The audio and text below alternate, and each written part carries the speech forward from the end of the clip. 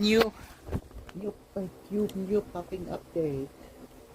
I said, I can swear. I don't give a shit. Okay. New update here. I did upload my shit. Okay. Yeah. I agree. Shut the fuck up. I agree.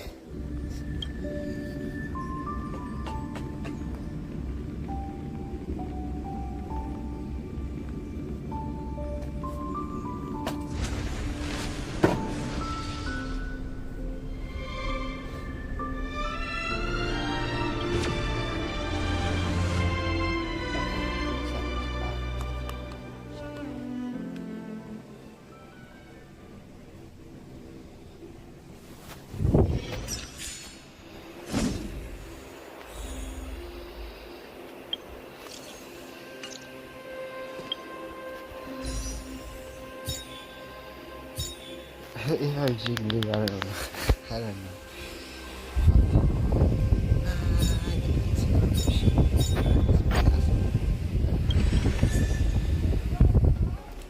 God damn! First try. Well, that's based on dumb luck. Not that much. Oh shit.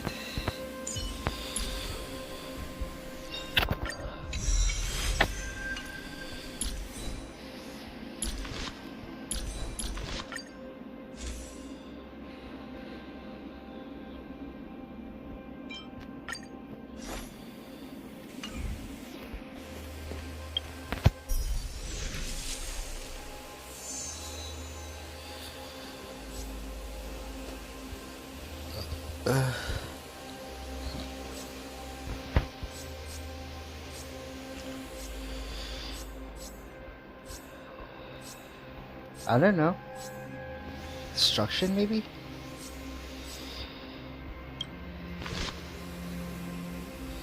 The hunt. Okay, never mind. And perspiration. Okay.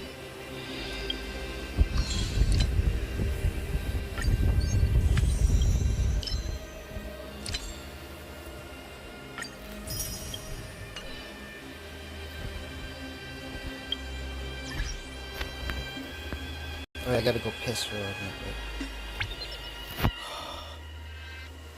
Feel like going. Feel like going here.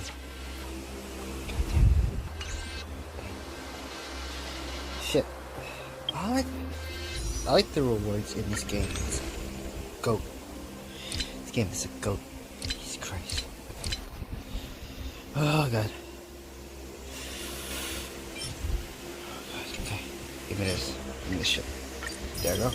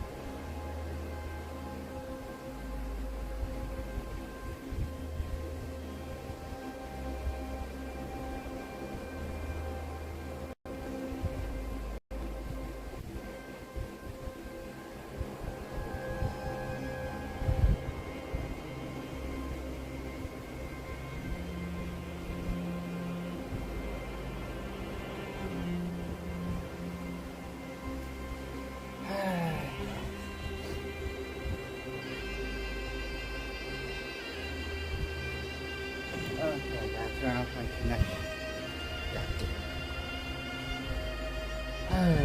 New update, new lag. Okay. Let's travel on to.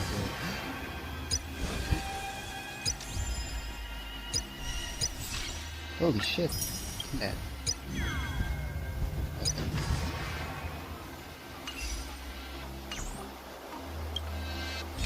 Okay. Okay, where is the thing? Oh. Oh, okay, I gotta complete my ship first. I don't like it, dude. It's like a donut, but not that much a donut. You know.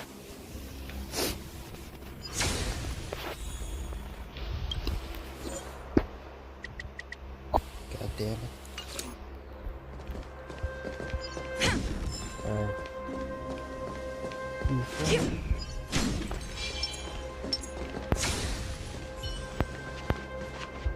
Oh god, no, my connection.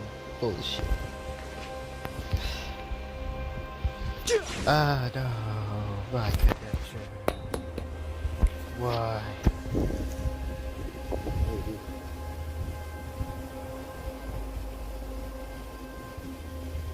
There you go, 40. 40. There you go.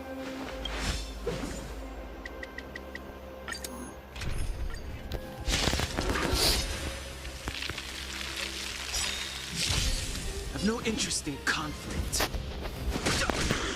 Leave it to me. You know nothing of survive or be destroyed. There is no other choice.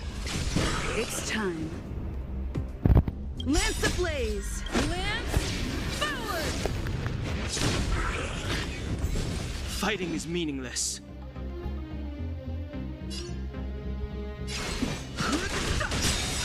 The truth of life and death. The sanctuary. What? Division. Time for some hardship. What?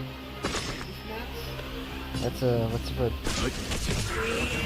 Lance at the ready.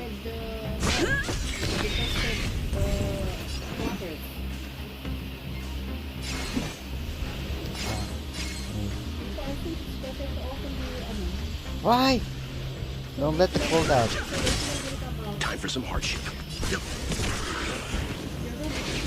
I'm okay. I need to be Yeah. brave. Look out! I've no interest in conflict. Time for some hardship. You know nothing of the weight behind survive or be destroyed. There is no other choice. Too late to repent.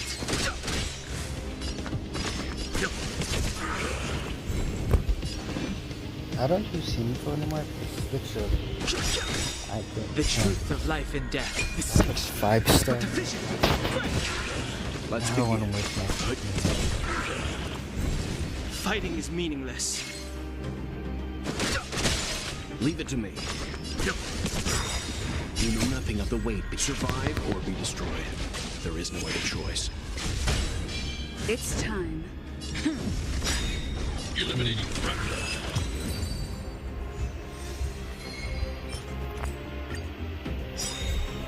I've no interest in conflict. It's time. Lance ablaze! Lance forward!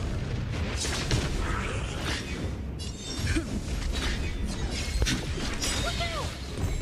I want to protect everyone too! Let's begin. Like I said, Mission combat.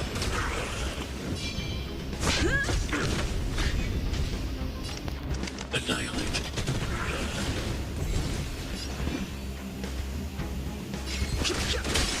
Leave it to me. Mission combat.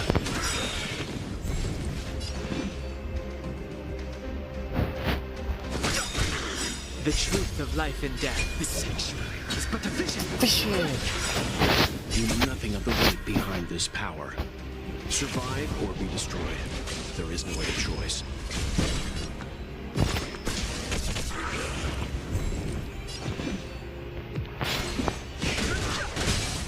Time for some hardship. It's time.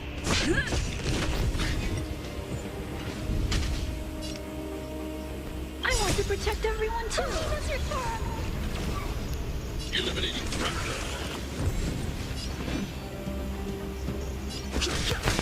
Let's begin. Mission combat. It's time. Thanks, Lewis. Oh yeah, that's the one thing.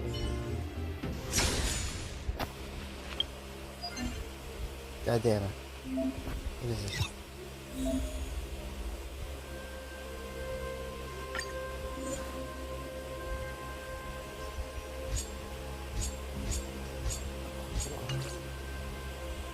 Oh, got it now. Okay.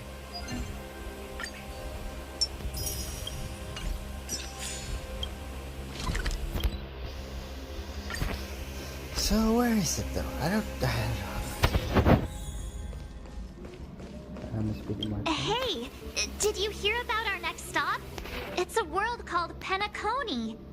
I hear it's a beautiful, dreamy place. I'm so excited. Is it a spirit place? But Pom Pom said the banquet we were invited to is still a little ways off.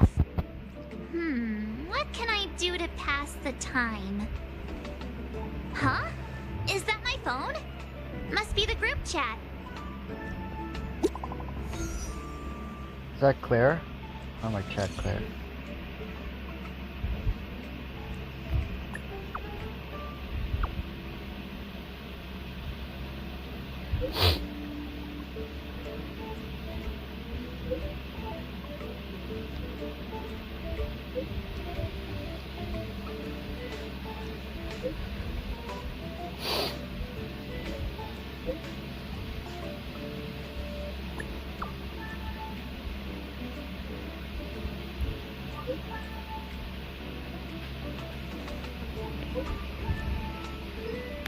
Yeah, if you make a lot of wishes, you get a 5-star.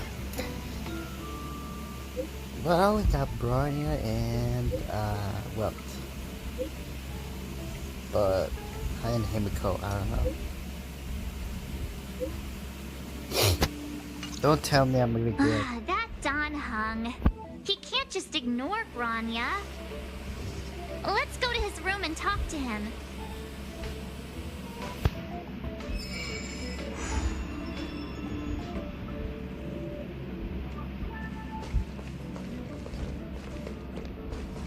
The Express really does fly up in the sky.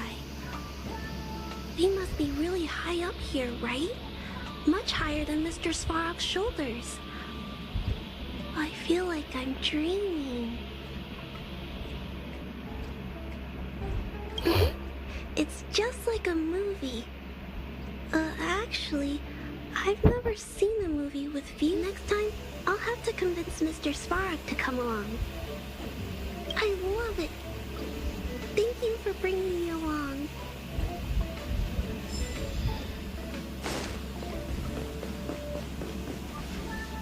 No, they're trying to. What is this?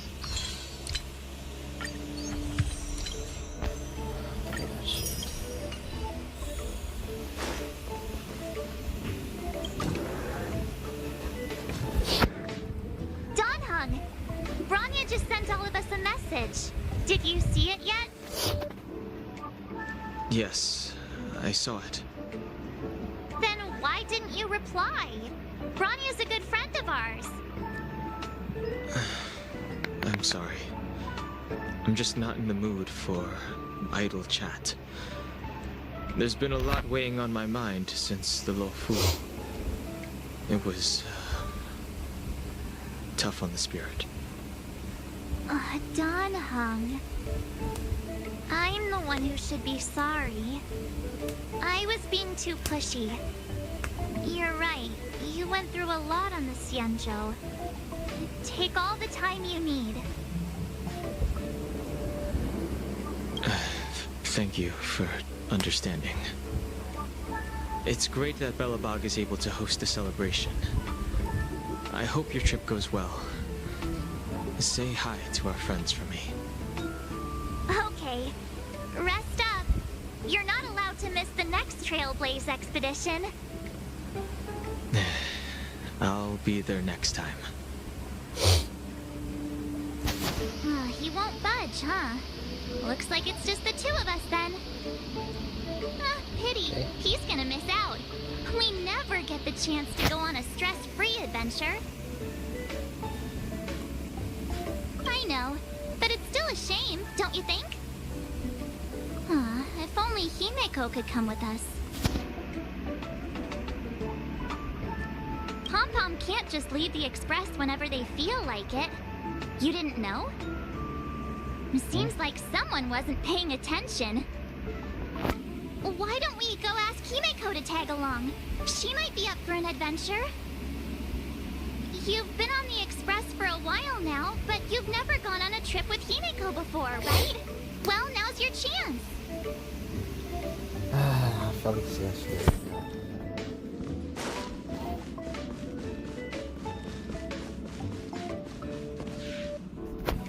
Hey, March. That's a big smile on your face. What's the good news? Himeko, there's a celebration coming up on Eurillo 6, organized by the Supreme Guardian, and we're invited to go take in the sights and sounds. Don Hung won't be going anywhere for a while. He's still resting up, so wanna come with us? I mean, considering how you helped us out with Cocolia, I'm sure Branya would be happy to see you. Ah, so that explains the grin. You're excited about the celebration. Thanks for the invite, but I'm afraid my hands are full right now. Please send my regards to the Supreme Guardian. Make the most of the festivities. You've earned it. You two and Don Hung did help save Eurillo 6 after all. I'll be sure to join you guys next time. Navigators really do have their plates full, huh? Seems like it's just you and me this time. Okay. Let me go pack some stuff for the trip first. Come and find me when you're ready to set off.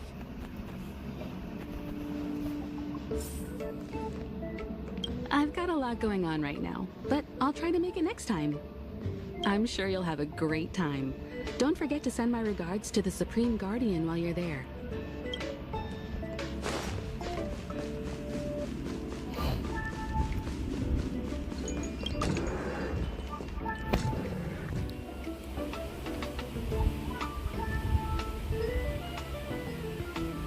So, what do you think about my new dress?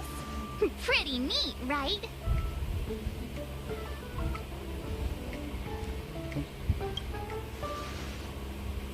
It's actually not new. I just never had the right occasion to try it on. This kind of event doesn't come around every day. Why shouldn't I dress for the occasion? You're not really gonna wear that same old outfit, are you?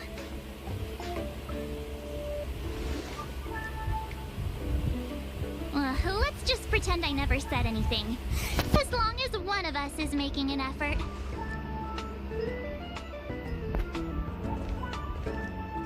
Pajamas, hot water bottle, pom-pom doll. That should be everything. Let's go. Wow, that was fast. Don't you have anything you want to bring with you?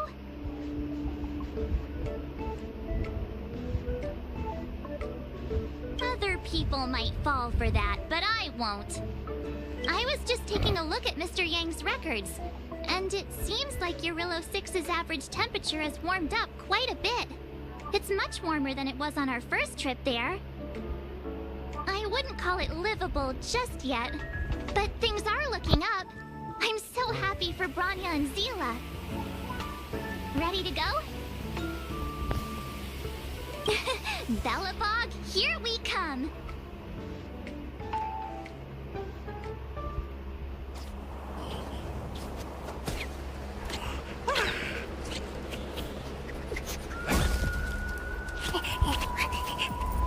Galabog. 700 years.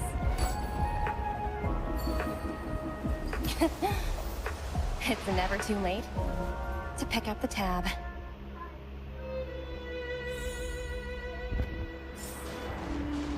Brr! How do people living in all this snow celebrate anything? What? No, One thing's for sure, though. Where there's a celebration, there's bound to be food, right? Wait a sec. That person over there, that doesn't look like a Silvermane Guard uniform. in black. Surely they're not IPC on this world? Am I going crazy?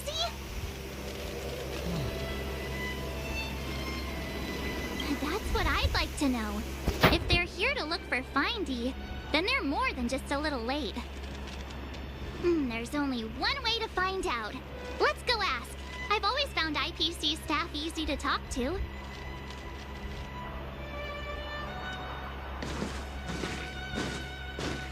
Hi, do you work for the Interastral Peace Corporation? Or are you just dressing fancy today? What's that?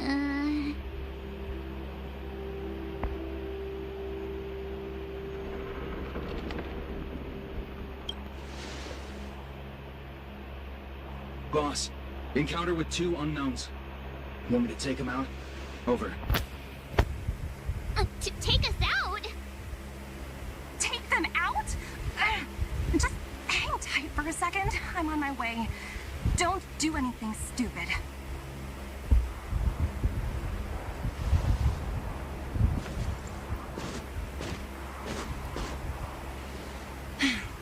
Glad to make your acquaintance. I'm Topaz, an investment expert from the Interastral Peace Corporation. I'm here on Eurilla 6 for a special business assignment. You'll have to forgive my colleague here. People skills aren't his strong suit. Please don't take it to heart. Phew! You scared the life out of me! We're here for the celebrations. We're not looking for more conflicts. Oh, right. We should probably introduce ourselves. I'm March 7th, a passenger of the Astral Express. You may have heard of it? And this is my friend and fellow passenger. No kidding. I could tell you weren't locals from a mile away, but I didn't expect to run into 2 nameless here. Fate is such a curious thing. I heard that Eurilla 6 only stepped out of the Stellaron's shadow thanks to the direct intervention of the Trailblazers.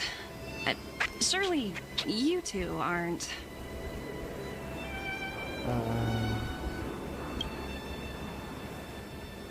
So humble all of a sudden, huh? Are you feeling all right? Should I call a doctor? I never imagined I'd run into living legends here. Must be your lucky day, huh, Numby?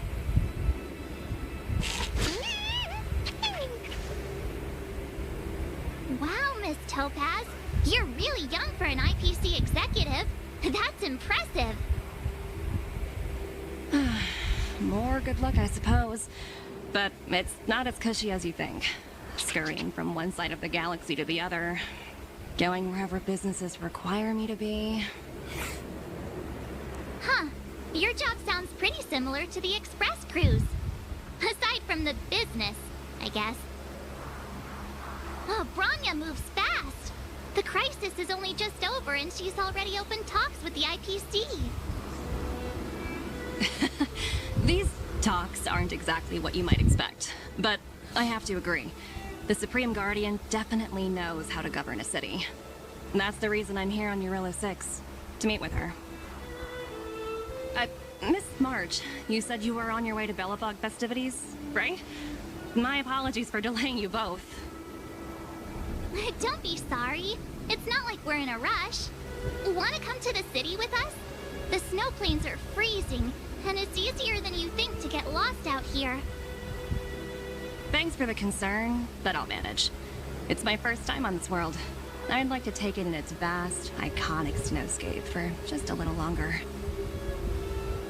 Who knows? Maybe we'll cross paths again during the celebrations. Oh, here's my contact information. I don't usually respond during work hours, but I'd be happy to chat off the clock. Wow, I actually managed to get an IPC executive's phone number without even trying.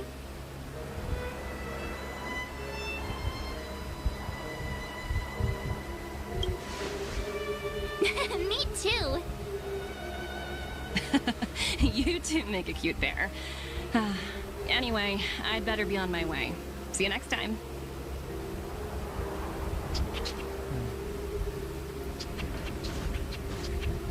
The universe is huge, yet we somehow stumbled onto the same path. don't you think? Come on, let's head into the city.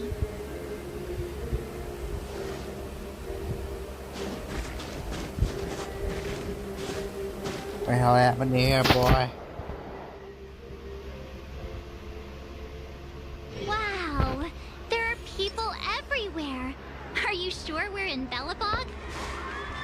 And now to check out the main event, the food. Come on, keep up. What?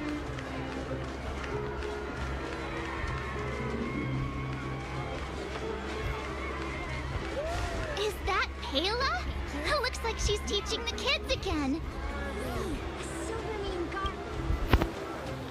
Next, I'll be introducing the history of the museum.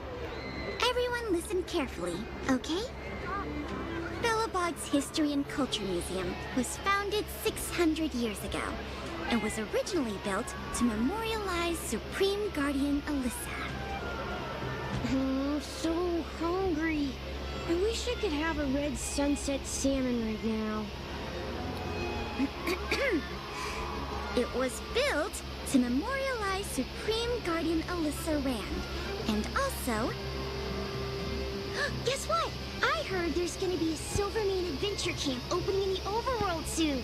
It's gonna be super awesome. Also, those who sacrificed their lives in the war against the invaders 700 years ago. Miss Payla, Peter's falling asleep. Enough! From now on, no whispering aloud. If you don't want to have any homework later, you'd better start listening. Sorry, Miss Payla. That's better. Now, where was I? Oh, I never knew Payla had a strict side.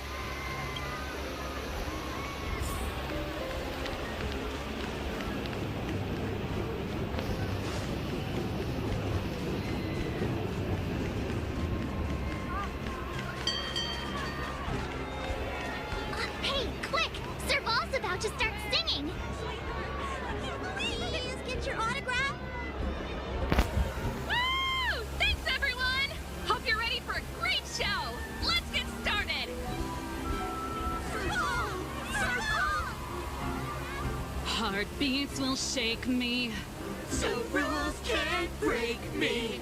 Crank the sound and let your soul be free. Lightning strikes right off the wall.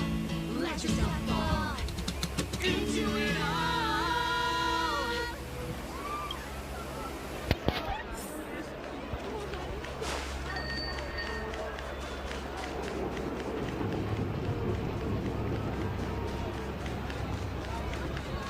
Oh, I forgot to Take test a you. look, Mom. Can I get one? Mine's so long. Gertie's sun cakes are fresh out of the oven. It's been years. Aunt Gertie! It's been too long.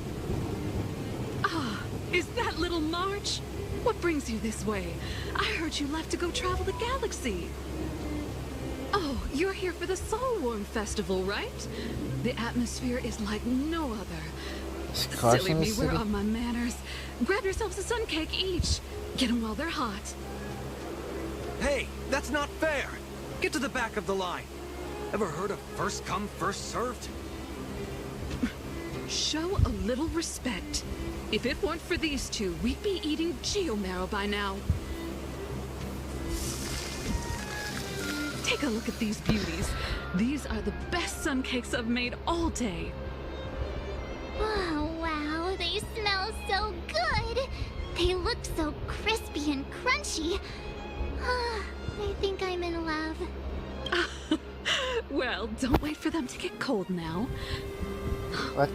I'm sorry, sweethearts. I'd best see to these other customers before their hunger gets the better of them. Thanks for stopping by.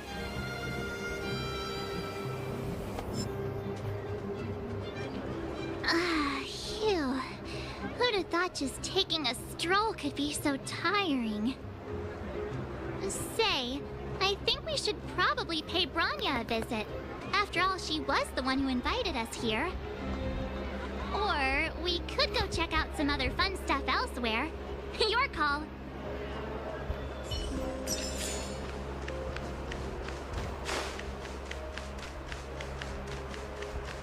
Holy shit.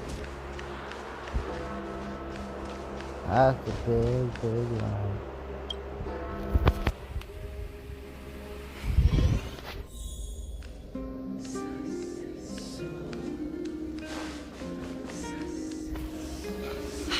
I understand the difficulties that this world is facing, Supreme Guardian. Belobog's current financial burden cannot be pinned on you, nor anyone else for that matter. However, objectively speaking, since Belobog has existed as an independent entity to this day, its debt cannot simply be written off.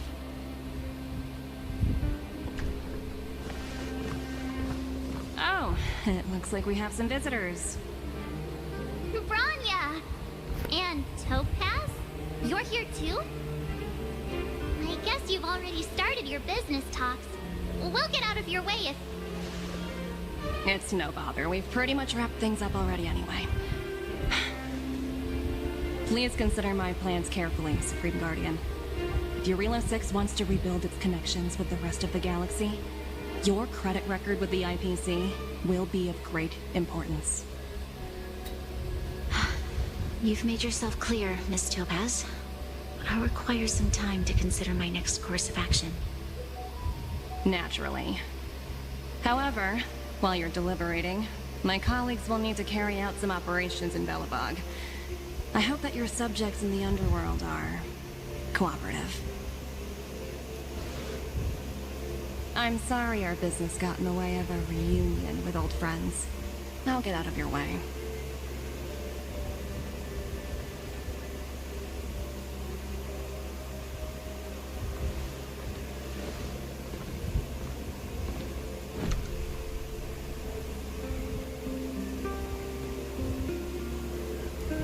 Nah, I want Topaz. Is everything alright, Branya? I didn't know Miss Topaz was so... intense. She seemed nice when we met her.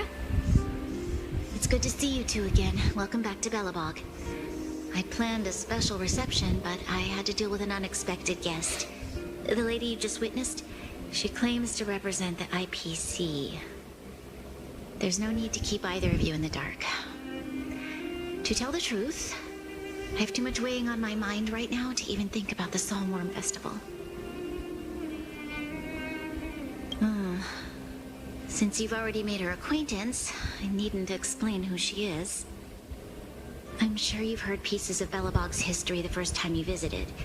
The Legion's invasion 700 years ago, how the Stellaron brought about the Eternal Freeze. It seems that much of Belobog's history from that time was buried deep beneath the snow.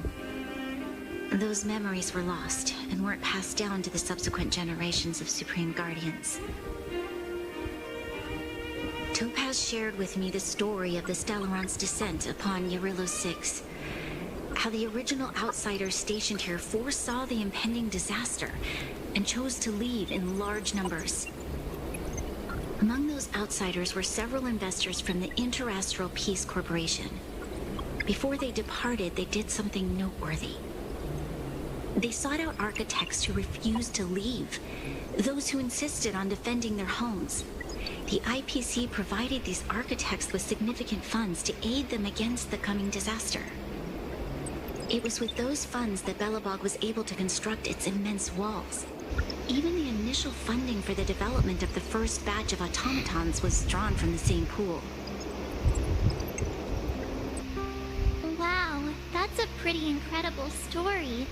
So, does that mean Topaz's business here is to collect a debt from Belobog? Yes, I'm afraid so. That's ridiculous! And what's with the timing? What took them so long to get here? If it wasn't for us eliminating the Stellaron, they'd have nothing to collect. It's obvious they're just trying to take advantage.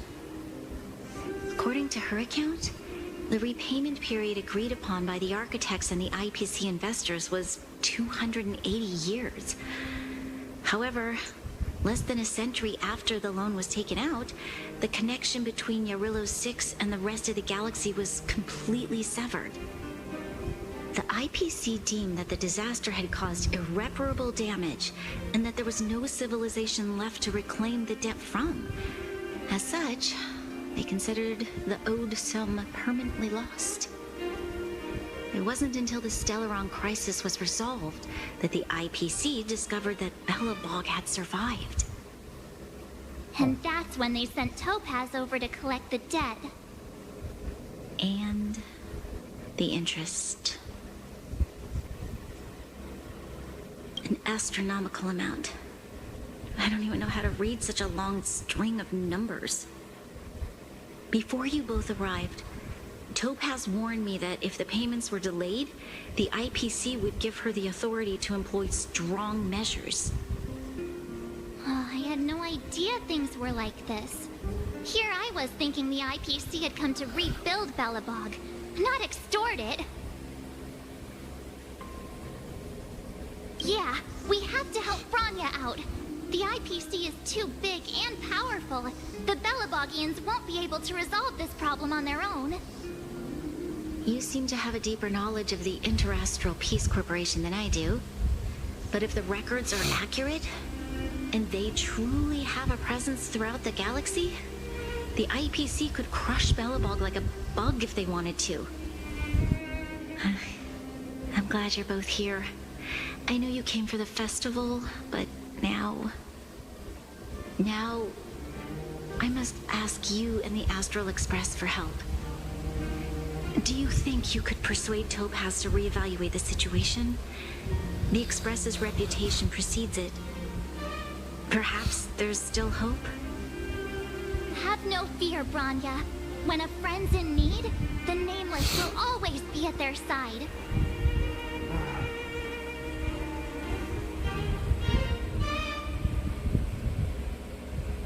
Yeah, after all, this girl here is a pretty good negotiator. Thank you so much, both of you. I'm so sorry for dragging you into more trouble. While you're out looking for Topaz, I'll see if I can think of a strategy to deal with the situation. Best of luck, and stay safe.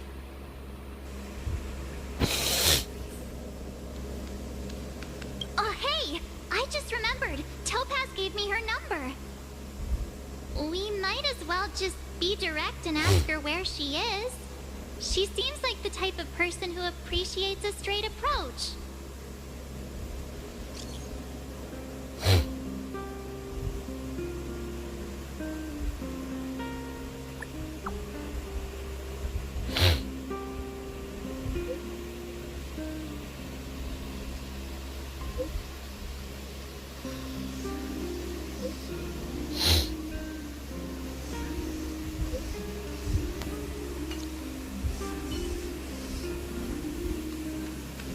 Okay, got it. We'd better think about what we're gonna say. She might be young, but she is an IPC executive. She's definitely no pushover.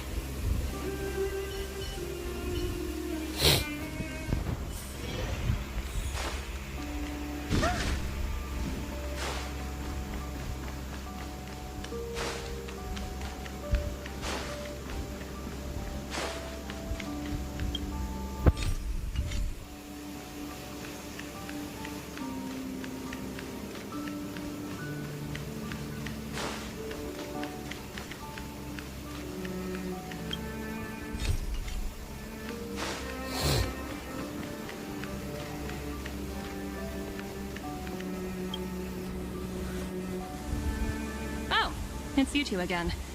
This is the third time today we've run into each other. Why, of course I will. Meeting friends from the Astral Express is always a moment worth cherishing. What do you make of this painting? I'm no expert, but just from the artist's strokes, I can tell it's no ordinary piece. It portrays a certain kind of sorrow, you know? Not your everyday kind of sadness. It runs much deeper than that. It's as if the artist had condensed history into one poignant but sorrowful image. The artist's brushwork depicts a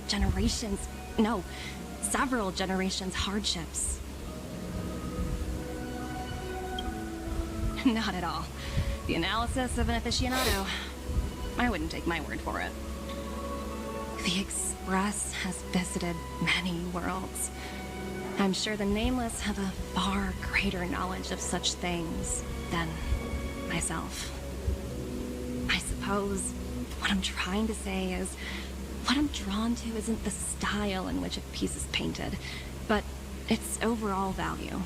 Its intrinsic value may only be 50,000 credits, but its added value might push the total up to 200,000. We don't have credits. Sorry for crashing your artist party, but we came to talk to you about something else. Oh? A collaboration between our two sides, perhaps? Not exactly. Actually, Let's walk and talk. This way. Most exhibits in this museum are of little value. But, with a keen eye, it's possible to find a diamond in the rough, so to speak. Miss Topaz, Bronya's already told us about Belobog's debt situation. Oh. You two are closer than I expected with her. So, how can I help? Not sure in the arrangement, or... Help me out here. You know I'm not good at this kind of thing.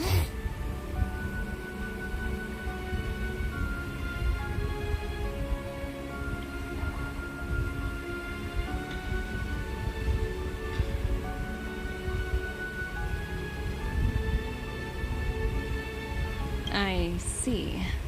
I understand. From your point of view, I can see how unreasonable it appears. However, you must understand that debt collection is a big part of my job. I've dealt with cases far more difficult than Belobog's. I appreciate each case has its difficulties, but if I treated every late debtor as a special case, the galaxy's economy would come to a grinding halt.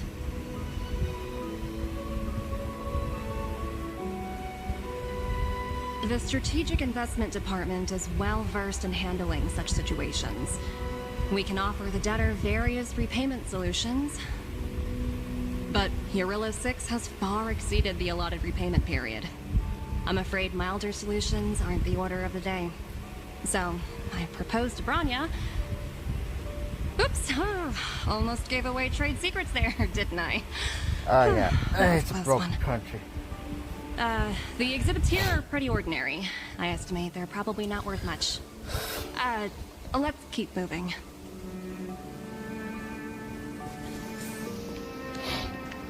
So you're basically saying the Belobogians must pay off their ancestors' debts. When you think about it, it's just another part of the cycle of life. I'm not sure it says I suppose it probably is. Otherwise, it wouldn't be on display here. That's such a shame. I absolutely adore little animals. Have you guys met Numby yet? I guess they're off playing somewhere. So, Miss Topaz, what exactly will it take for the IPC to go easier on Belobog? Bronya invested so much just to make this world a little better. And now, it feels like all of her efforts will be undone in the blink of an eye. It's just so cruel. What do you take the IPC for, Miss March? We're just the same as Belobog's architects. We're all followers of the preservation. No matter what solutions we propose, we will always take the welfare of the people of Belobog into consideration. Otherwise, we'd be no different from the Legion, would we? So you're saying there's nothing to worry about? But Bronya... Don't worry yourself too much. The Supreme Guardian is a wise person. She'll understand. But, to answer your question directly, it'd take a miracle. I'll complete the Eurillo 6 project no matter what obstacles I encounter. This isn't going as planned. What should we do? I I wouldn't waste too much energy on this matter. Why not make the most of the festive atmosphere? Oh, looks like one of my colleagues is after me. My apologies, but I should probably take this. Bye!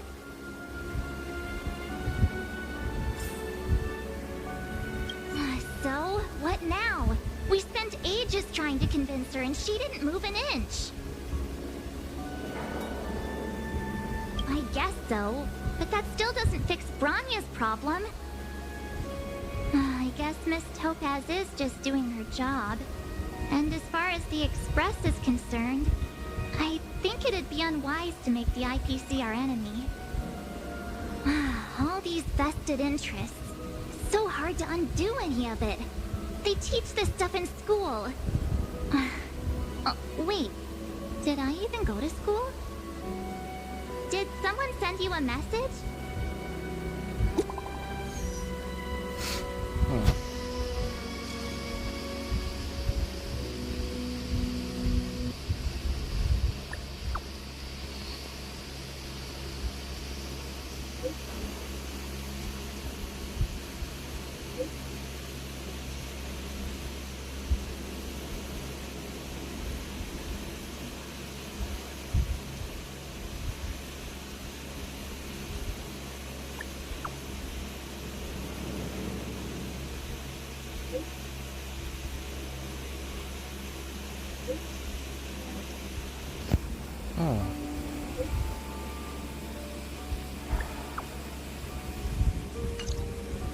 Huh?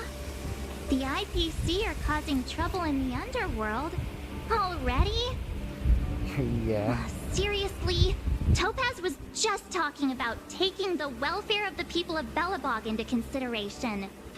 And now they're pulling this stunt? You really can't trust these money-hungry IPC suits for a minute.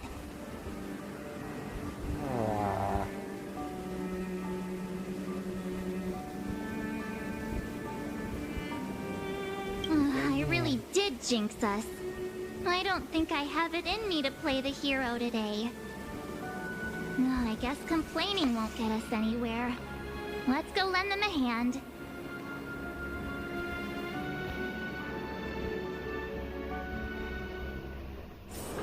Don't worry, Mr. Svarog. We'll be safe here.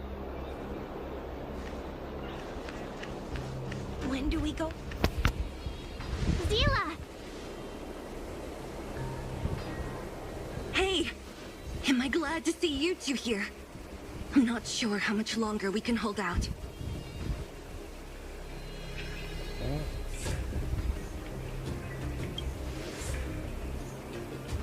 Nobody's been seriously hurt, but a few You see those two in black? They've been guarding the mine entrance. They're not letting anyone in or out. Hey! Just because you have fancy equipment doesn't mean you can bully us! Who do you think you are? What's the matter? Got nothing to say? What's going on inside the mine? Any ideas? A few miners made it out earlier. They looked pretty panicked. They said the whole mine had been seized by the people in black.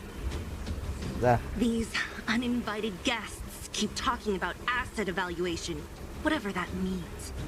All I know is that they're seriously disrupting the lives of the Underworlders.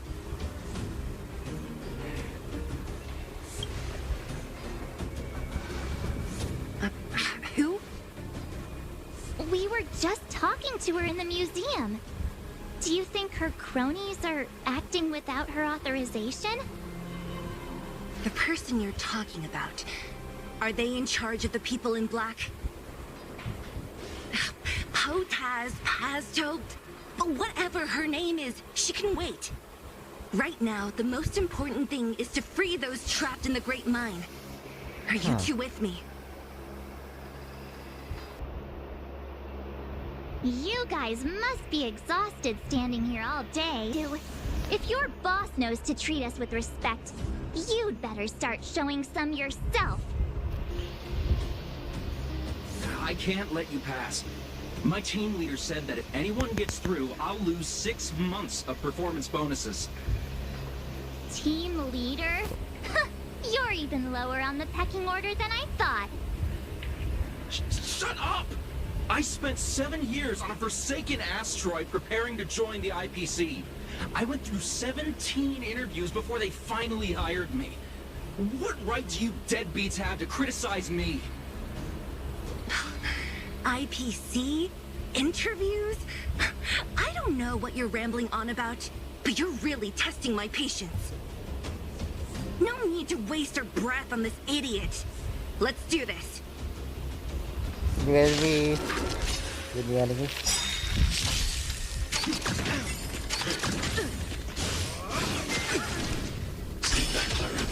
Fighting is meaningless. Holy shit.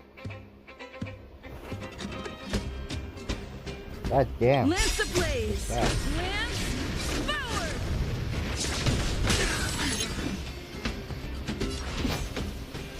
Imagine, what's the boss? The truth of life and death. This sanctuary is but a vision. Time for some heart. Do nothing of the weight. Be it survive or be destroyed. There is no other choice. Is that I thought it wasn't supposed to happen.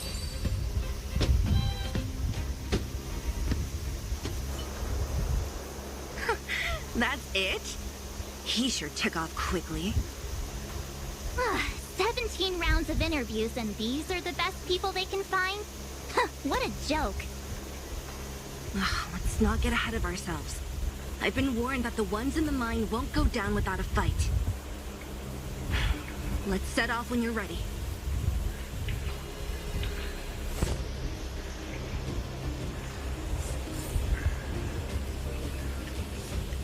I gotta heal first, wait.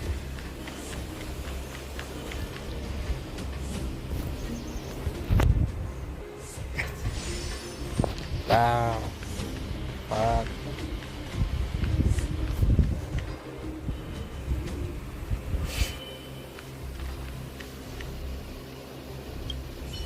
Ready for action? It's time to kick the IPC out of the underworld. Let's get moving.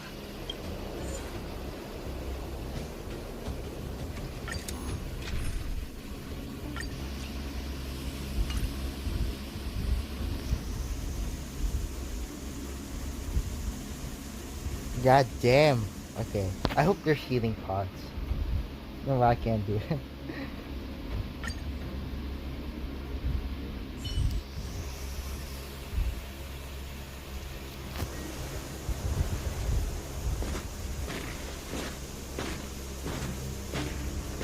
Hello. It's Mr. Svarog, isn't it? And this cute little girl must be Clara. Hello, miss. Are you... I'm Topaz. I've come to have a chat with Mr. Svarog. Clara, go inside and wait for me. Huh? But if you have a guest, maybe I should... She is not a guest. Neither is she a friend. Go, Clara. Everything will be fine.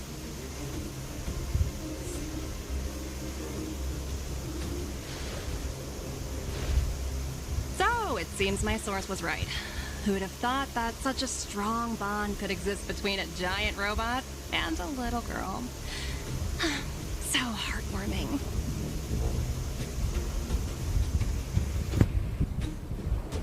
You bear the insignia of the Interastral Peace Corporation. What is your motive for coming here? Straight to the point, huh? I like your style. Eurillo 6. Are robots familiar with that term? Anyway, it refers to the planet we're currently standing on. It's about to become the property of the IPC. No one can reverse this outcome. Not you, not the Nameless, nor any power in the galaxy. I only care about one thing right now. Demonstrating to the shareholders of the IPC that Eurillo 6 can generate value. In the long run, this is a way, the only way, to ensure Belobog's long-term interests. I need your help to achieve this goal. Wait a second. I seen the trailer. Oh yeah. Oh yeah. I seen the trailer of Kafka. They're fighting. Okay. Yeah. It's similar. Similar parts. Long-term interests undefined. Analyzing objectives. Analysis failed. Tell me, emissary, how do you plan to convince the IPC leadership? That's simple. I'll show you. This is... Source code. Or to be more precise, source code that is able to take control of all mechanized units in Belobog. I'm sure you're familiar with this. All mechanized units manufactured in Belobog over the last 700 years utilize the underlying systems created by the IPC. The code is so refined that the engineers never saw any reason to change it.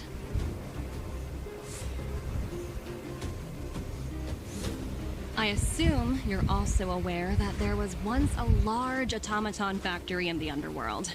Thousands upon thousands of automatons, enough to crush the Legion's vanguard, lay dormant within. This is my bargaining chip for negotiating with the higher-ups. I'll convince them that Yarillo 6 has a place in the company's long-term strategies. But first, I need a guide to show me where these automatons are buried. I understand. Your long-term interests can be defined as the survival of civilization at a macro level. What are your intentions for the people currently living here? Their future has already been purchased. All I can do is make them accept this fact, using a relatively peaceful approach. You mean realistic? I understand. I will assist you with your plan. Oh, so you're not as stubborn as the rumors suggest. The future you speak of is beyond my computational range, but my emotional analysis indicates that you are indeed trying to find ways to ensure the survival of this world. Additionally, calculations indicate a 96.4% probability of compliance through force if I refuse to cooperate. Your calculations are slightly on the conservative side. Here's to our future cooperation. If you wouldn't mind leading the way, Mr. Svarog.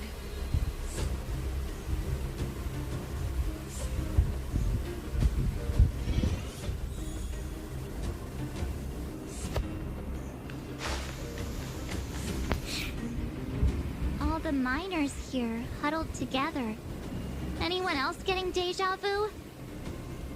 Well, the situation here is pretty similar to when you first arrived.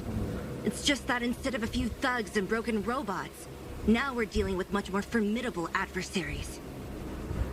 Hey, check it out! Isn't that Topaz's little trotter over there? Oh, what was it again? Numby, right? What? Isn't that thing a Fragmentum monster? She's keeping one as a pet? The IPC are all about their sci-fi sorcery, so it's not that surprising. Wanna go take a look?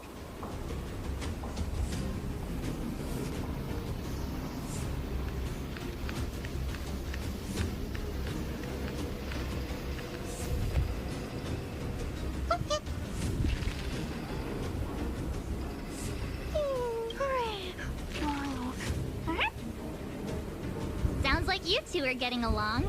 What's Numby saying?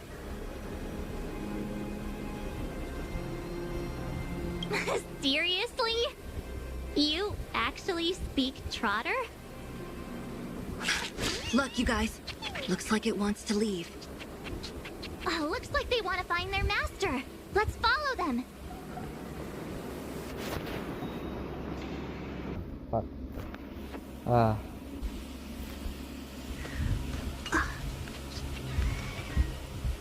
Dude, my connection, wait.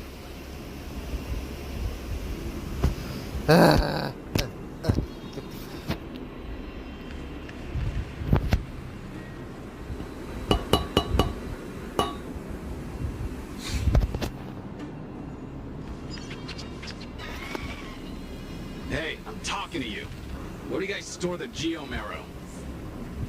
I really don't know anything! This place is filled with nothing but incompetence. Those cowards! I guess they want to do this the hard way.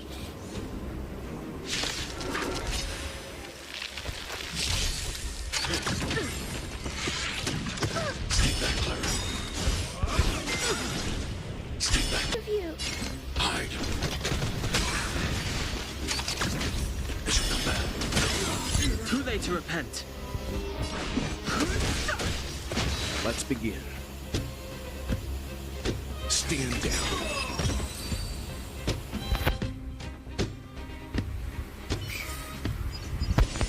I hope I helped.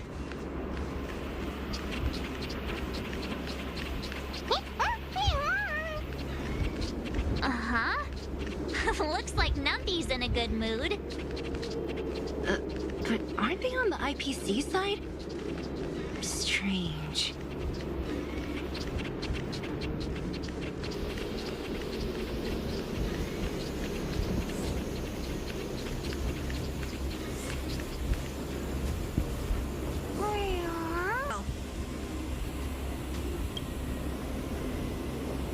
Huh?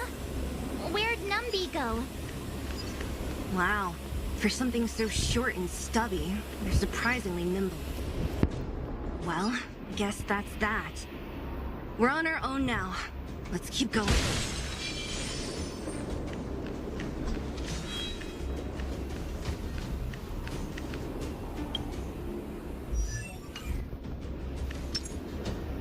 Okay. Where is my thing? Where is my thing? The connection is so bad.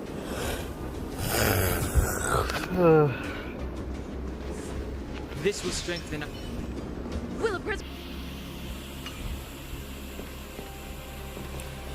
Oh my connection! What the fuck?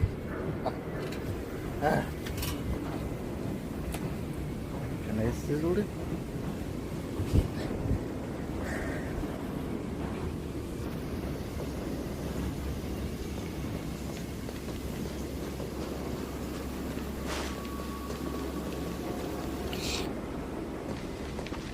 Hey, you! Are you in charge around here?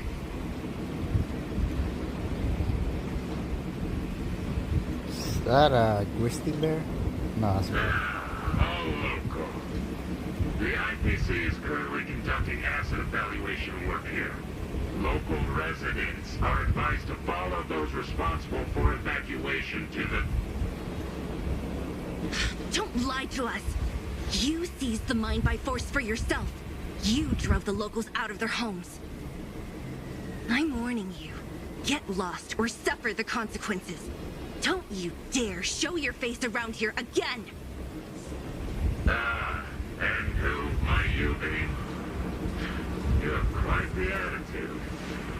This is our jurisdiction now. We are all powerful here.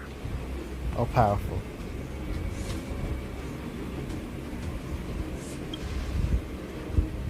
Yeah, we demand to speak with Topaz. You know Topaz? Interesting. It doesn't matter. The Strategic Investment Department has no obligation to talk to anyone not related to this project. In cases where debtors fail to repay within a set time frame, the IPC reserves the right to skip negotiations and take over all assets. We're simply following the rules. What exactly is your problem? You know, it's funny how the rules always seem to work in your favor, don't you think? This world's been hanging by a thread, and now you're here to pull the plug on it. Don't blame me. I'm simply following orders. Do you think I get to make those kinds of decisions? Save your breath, March.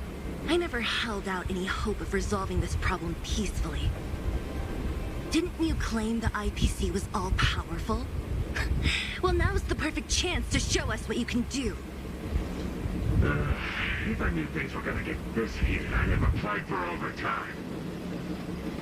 Anyway, since you seem intent on settling this matter with violence, prepare yourselves for my heavy laser cannon.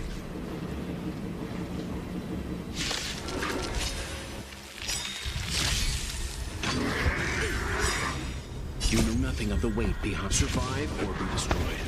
There is no other choice. Alright, can my team survive this?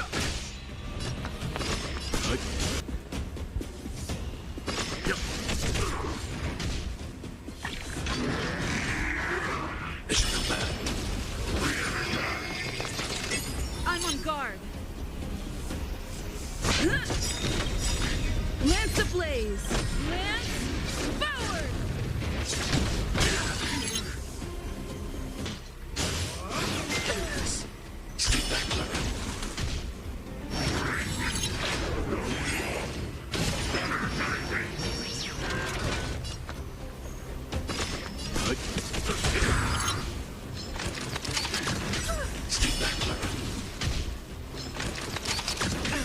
It's time. No interest in conflict. Annihilate.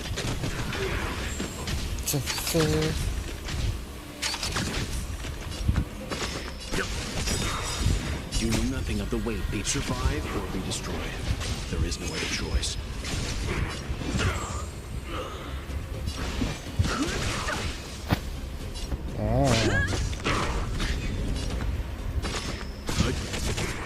I'm not afraid of you.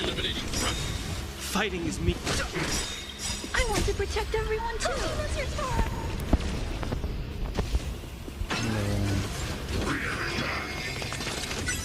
So much weird investments. What? The truth of life and death. The sanctuary is but a vision. Break!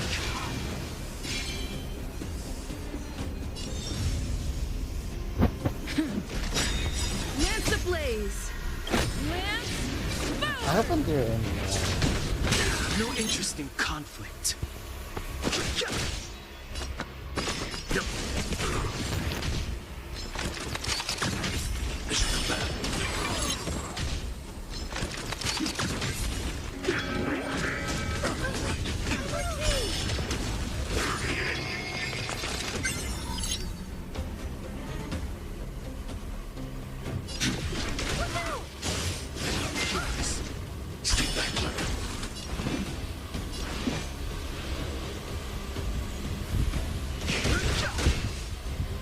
Tell me how to use.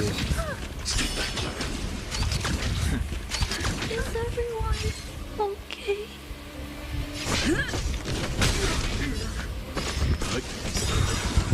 You know nothing of the weight. Be survive or be destroyed.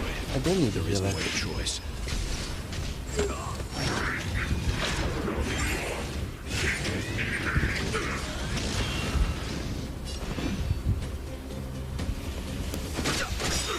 The truth of life and death. The sanctuary is but a vision. Break!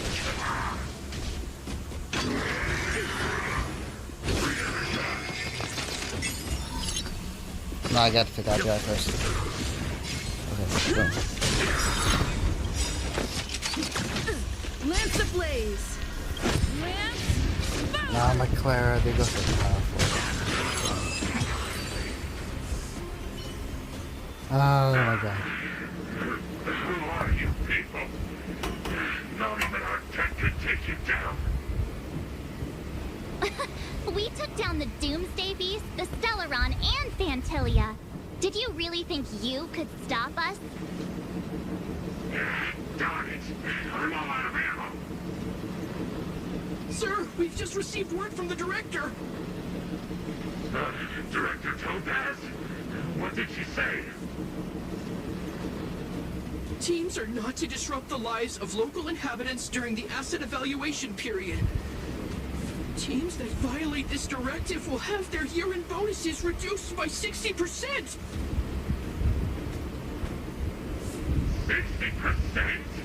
We're done for! Attention all personnel! Evacuate the mine immediately! Erase all traces of your presence! So, are Judging by the looks on their faces, I don't think they'll be back. So, who is this Topaz anyway? She seems to have no problem ordering these idiots around. Or taming fragmentum creatures, for that matter. It's a long story.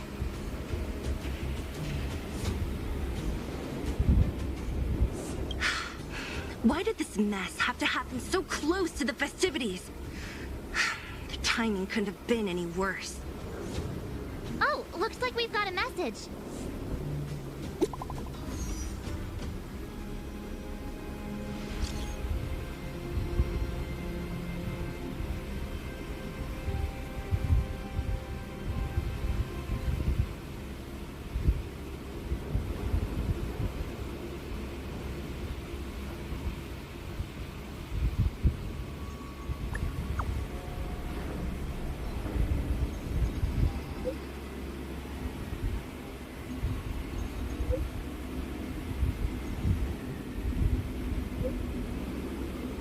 Do they have preservation?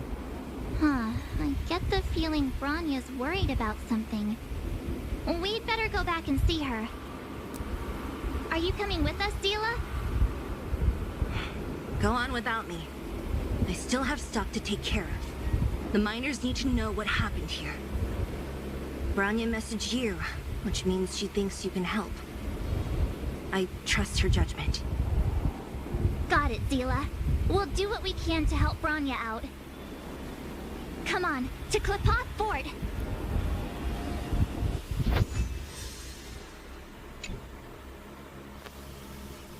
Dead, dude, These guys don't look like thieves. By order of the Supreme Guardian, proceed no further. Miss Topaz. Belobog might be in arrears, but I'm out of pocket.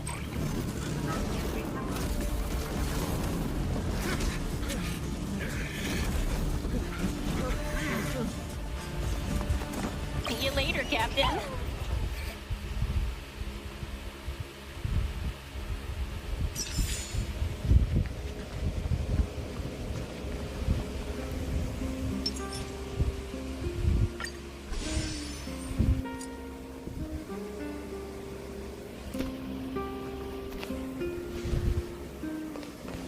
Welcome back. I appreciate your help more than I can express. It couldn't have been easy running all over the city. That's what friends are for, Bronya. You don't sound like yourself. Is something wrong? I'm fine. I haven't rested in a while. There's just too much happening all at once.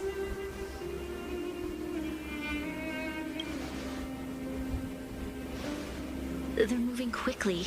Belobog is crawling with their agents. All they talk about is asset evaluation. The silver lining is that apart from the mine incident you mentioned, there haven't been any major conflicts in other areas. I suppose Topaz must have issued an order against harassing the citizenry. Still, that hasn't stopped panic from building. People are confused. They don't know where these strangers in black came from, nor what their intentions are.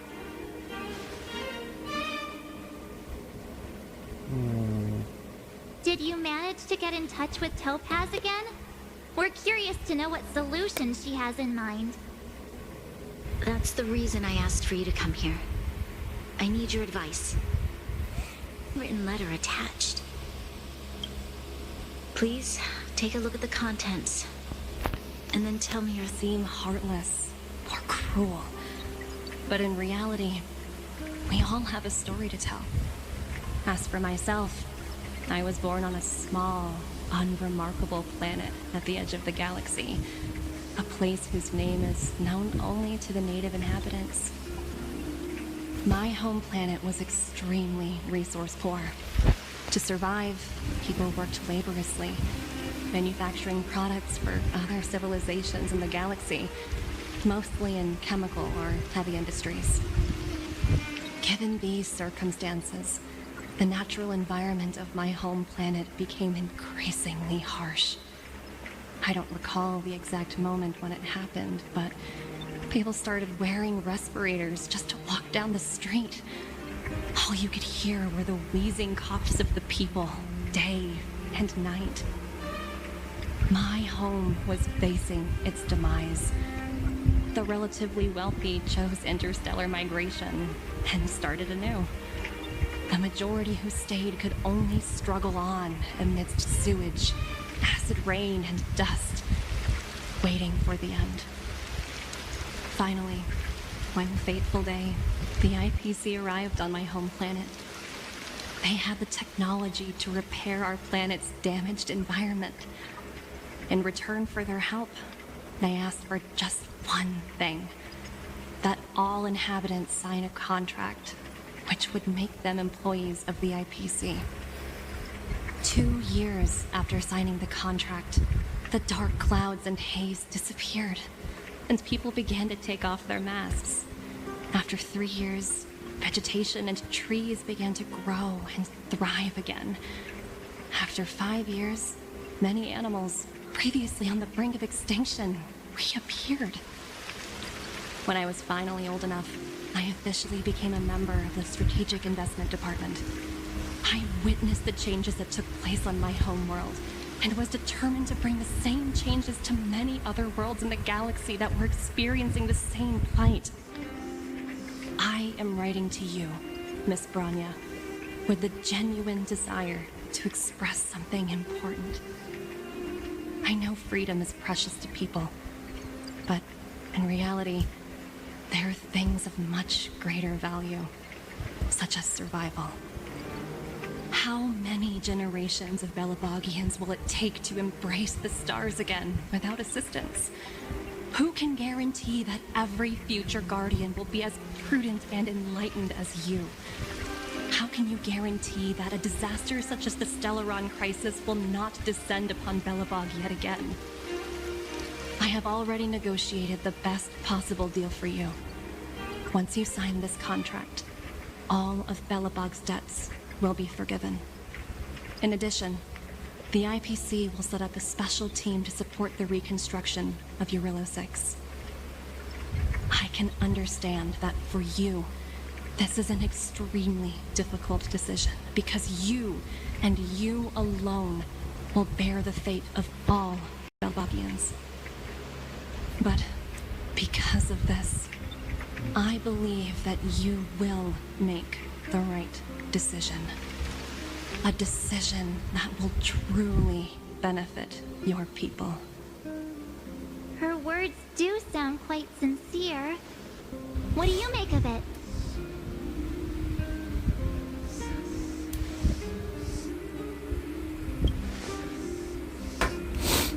I'm inclined to agree. It's hard to imagine she wrote that letter just to deceive me.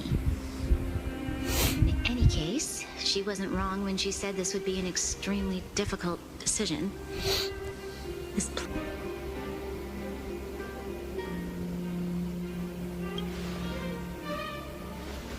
That thought has crossed my mind, and it comforts me to hear you say that. Right. I don't think it's fair for you to carry the weight alone. Why not discuss it with others first? Topaz hasn't given me much time to consider. She wants me to decide as soon as possible. I wanted to put it to a vote, and let all the citizens of both the overworld and the underworld have their say. But with such little time, I'm afraid that's a lost cause. I'll convene the Klapoth Fort architects immediately to discuss the contract. As for the locals, I'd like you to gauge their stance on the matter. The people of Belobog hold both of you in high regard. They'll most certainly be willing to tell you their thoughts.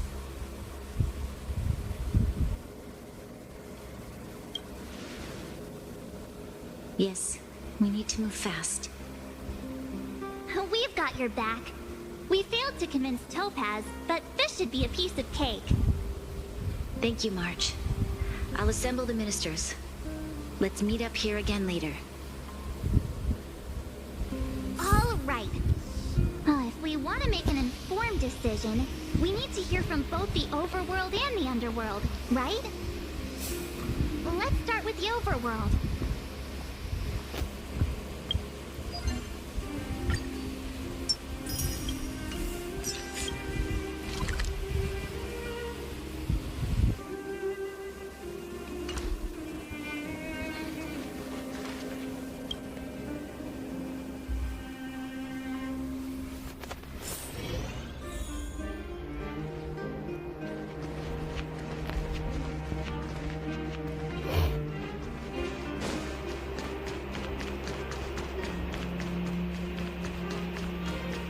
You know what I mean.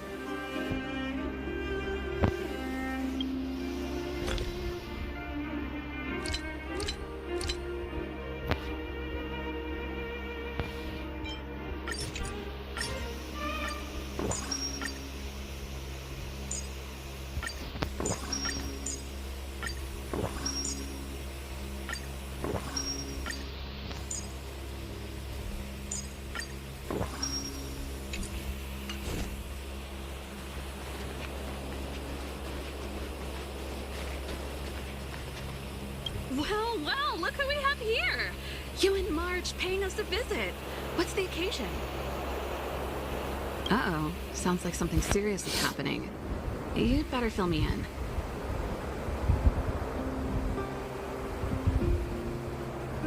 What? How is that possible? I need a moment to wrap my head around this. Serval, we're racing against the clock. No time for head wrapping. It's okay. I've thought it through. If it were up to me, I'd sign the contract. What? Hold on, are you serious? I thought you'd be against it for sure. Surprised? My reasons are pretty simple. Signing this contract would mean we no longer have to worry about surviving. For most of the residents here, especially those in the underworld, that would be more than enough to persuade them. As for working for the company, people need to work no matter where they are, right? If the IPC tries to take too many liberties, we can always rise up against them. You know, I've always longed for the stars since I was a child, which is why I devoted myself to science and the studying of the Stellaron. If someone told me that I could do whatever research I wanted with only a small price to pay, I probably wouldn't hesitate. I see. I suppose that makes sense. Thanks for your input. I'll make a note of your opinion.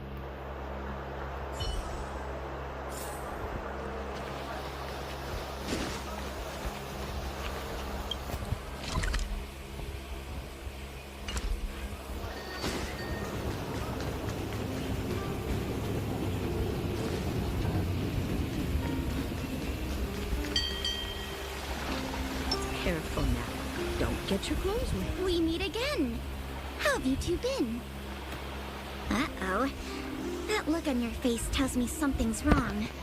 I hope it's nothing too serious. Sounds serious.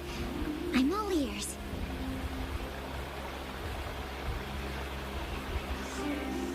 Really? You better not be making things up. I wish it were made up. Unfortunately, it's all true. We don't have much time, Pela. Branya wants to get everyone's opinion. Wait, you're telling me I have to make this huge decision on the spot? At least give me a few seconds to think it over. Okay, I think I've got it. If it were up to me, I'd probably agree to the IPC's conditions. Huh. Okay. Any particular reason?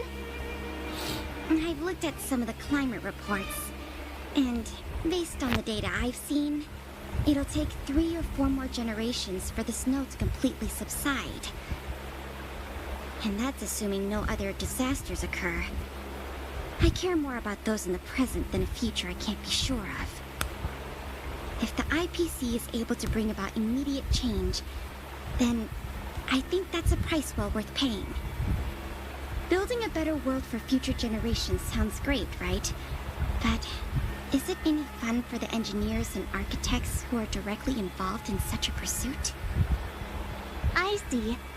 So, compared to a distant and uncertain future, free jobs? what you really care about is Or making not sure have the free people jobs. around you have a good life. If you're intelligent, the So exception. thanks for your input. I'll make a note of your opinion. Careful now. I've seen a lot of fantasy stories like this similar.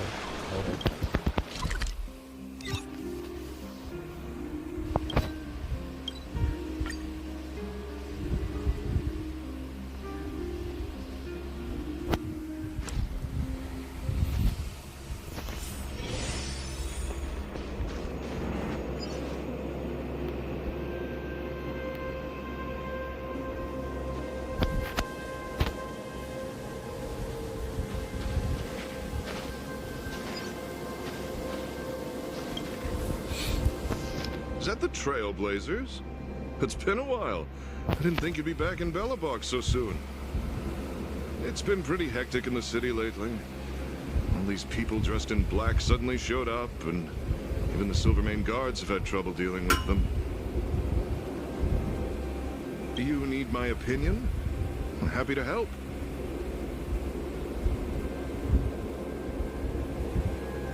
So that's who they are. It's worse than I imagined. The Madam Guardian must be under a lot of pressure. Is there really nothing we can do to assist her? We're here to gather everyone's opinion on the matter. I know this is a little sudden, but we're running out of time. What's your take? Why, I'd refuse the contract, of course. There is no room for compromise. Just look at them. Arrogant, stomping around here as if they own the place. How can such people be trusted? Who's to say they won't breach the contract?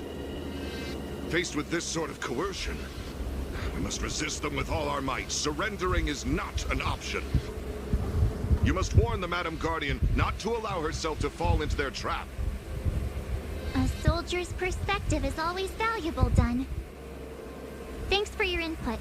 I'll make a note of your opinion.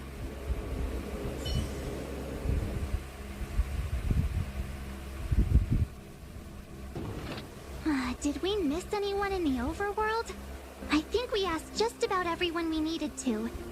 Yeah, we're on that. From what I've gathered, it seems like most people in the overworld are leaning towards signing the IPC's contract.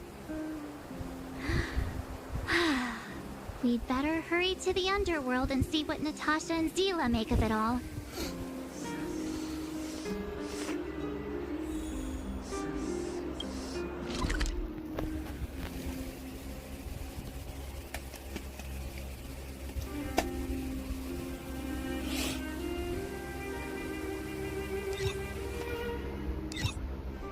Claire? Dude, I'm gonna get Claire. I'm gonna get Claire's light cone. Oh, 5 stars, I want this.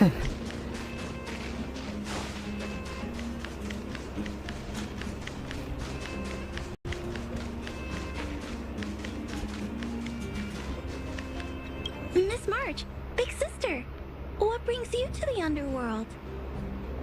Hey there, Clara. Is Svarog not around?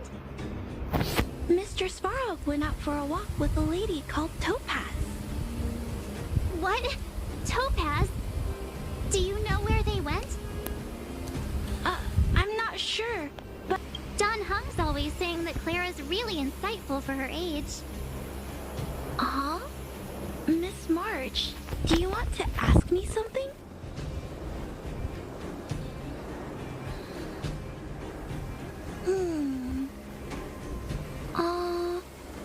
That's complicated. I don't know what to say. It's all right, Clara. No pressure. Just tell us how you feel about it.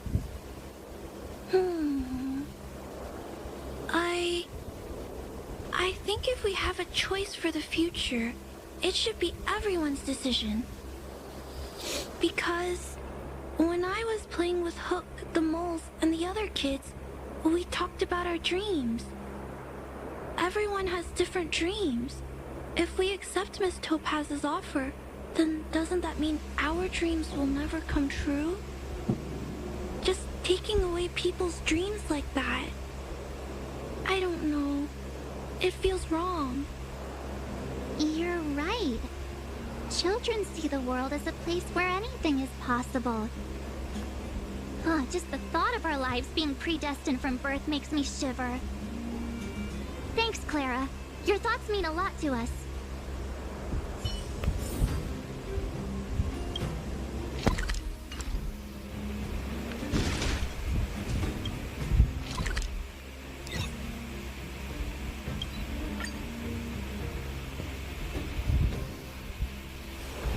Don't worry, Mr. Sparrow. We'll be safe here. What brings you two to the underworld? And why the long face? Seems a little out of the blue, but since you came all this way, it must be urgent.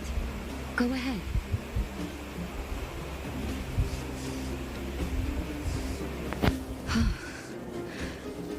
That is a lot of information to take in.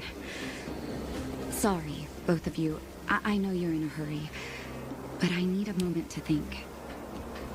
No stress, Nat. Just tell us what you really think. I've thought about it, and... well, if I were Bronya, I wouldn't sign it. I won't deny the offer on the table is a very tempting one. And if we refuse, Belobog will not only have the burden of a huge debt, he may also incite the wrath of a very powerful force. But even so, a quote I read back in school came to me just now. Those who are willing to give up freedom for security will end up with neither. Living in the underworld has taught me that this phrase is true. I'd rather trek through the frigid snow plains than live in a beautiful cage. Wow, that's a pretty convincing argument. Another vote for the against pile. Thanks for your insight, Nat.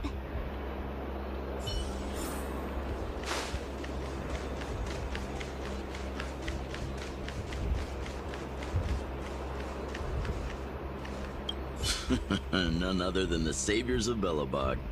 To what do I owe the pleasure? To be honest, I'm surprised you even remembered an old geezer like me. But I can tell by the look on your faces you're probably not dropping by to say hi. Let me guess. Something to do with these unruly people in black showing up everywhere? Well, ask away. It just so happens I'm curious about them myself. Maybe I can be of some help.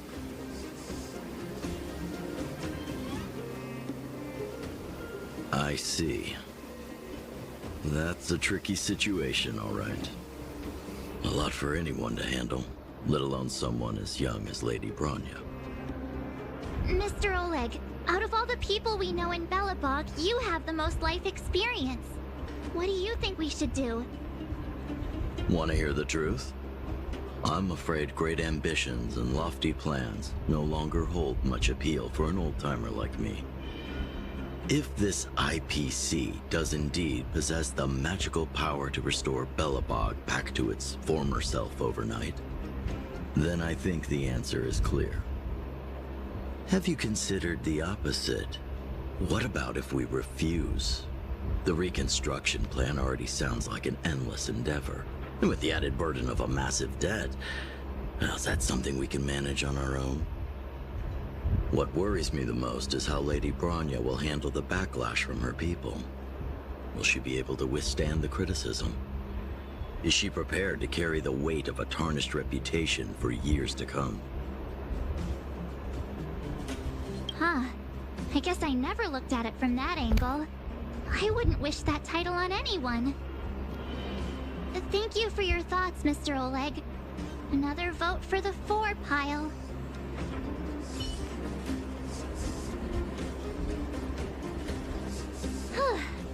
All that running around has worn me out. So, the final conclusion is... the votes are completely even. I don't know what to do.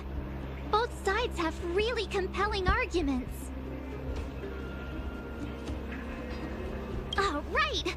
We haven't asked Zila. She's probably still in the Great Mine helping the miners. Come on, let's get going. Alright, that's a big problem. They summon a lot of people. Like, if we defeat them all, they summon a lot of fucking people.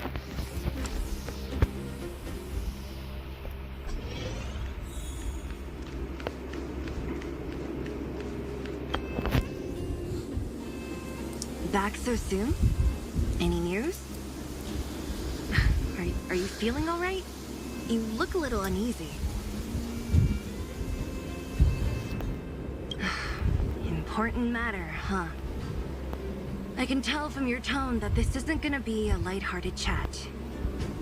But I'm ready to hear it.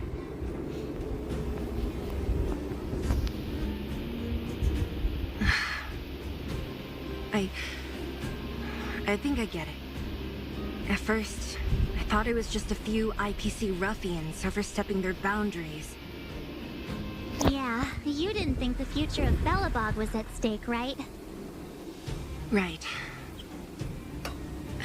I need a little time to process this.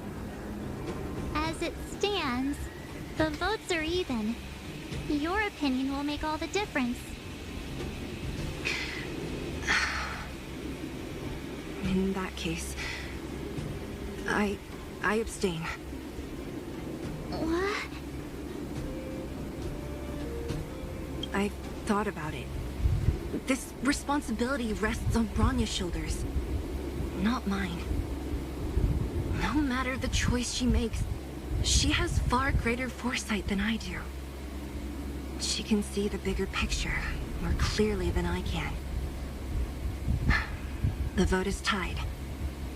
If I were to give you my view, it would tip the scales and possibly impact her final choice. I'll respect whatever decision she makes, but it's not my place to make it for her. Understood, Zila. This is a difficult decision to make, and everyone feels differently about it. It's times like these that a leader must stand up and do what's needed. Right. It's Bronya's decision. She knows what's at stake. She won't run away from her duty. I trust her wholeheartedly. If she asks you, just let her know my reasoning. She'll understand.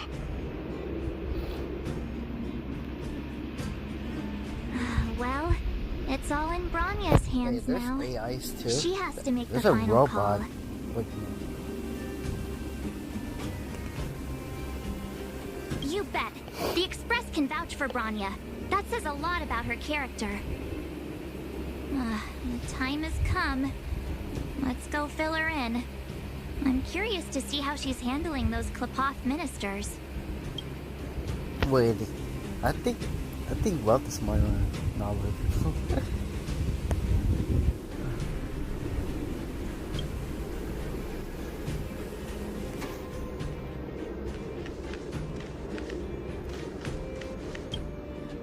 I did this for my stream. Let me check here.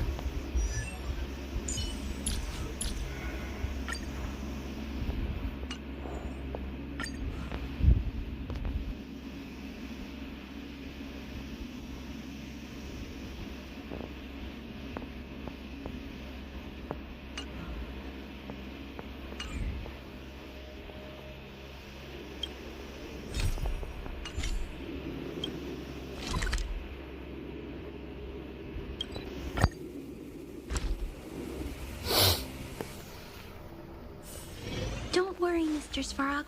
We'll be safe here.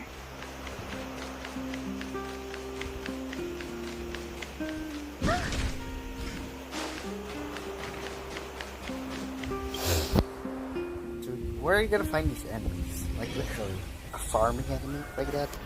Kinda cool. Whoa, the fort's packed. I've never seen this many people here before. My God. Jeez, I can barely even hear myself think.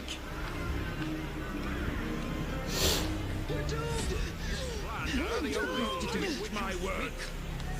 How could you possibly consider this a course of action? Down, Willow.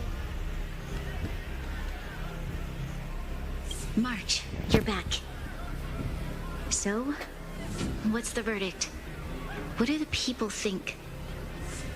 We talked to people in both the overworld and the underworld. The final result was a tie. I see. I suppose everyone has their own way of seeing things. I can't say I'm surprised. What was Zila's perspective on the matter?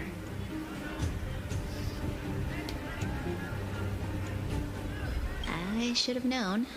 That sounds like Zila, all right. Did you come to a conclusion with the ministers? Oh, it's so loud I can't tell what anyone's saying. It's pretty much the same situation here. Neither party is willing to compromise. The time has come to make a decision. This chaos cannot be allowed to continue any longer.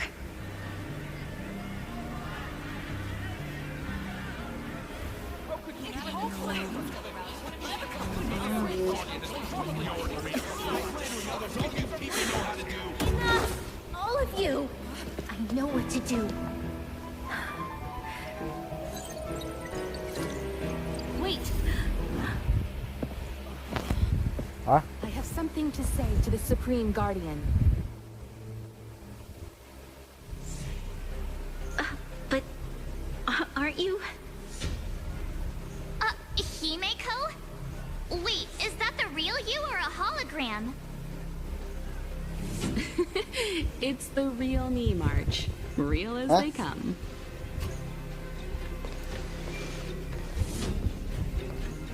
Miss Himeko, from the Astral Express? It's an honor. Thank you for all your help in our previous campaign. Things might have turned out differently without your support. If we had known of your arrival beforehand, the architects would have given you a proper welcome. I'm afraid the current circumstances are quite exceptional. I understand, Miss Rania. No need to explain. Your city is facing immense difficulties. My intention is simply to ensure that you have all the relevant intel.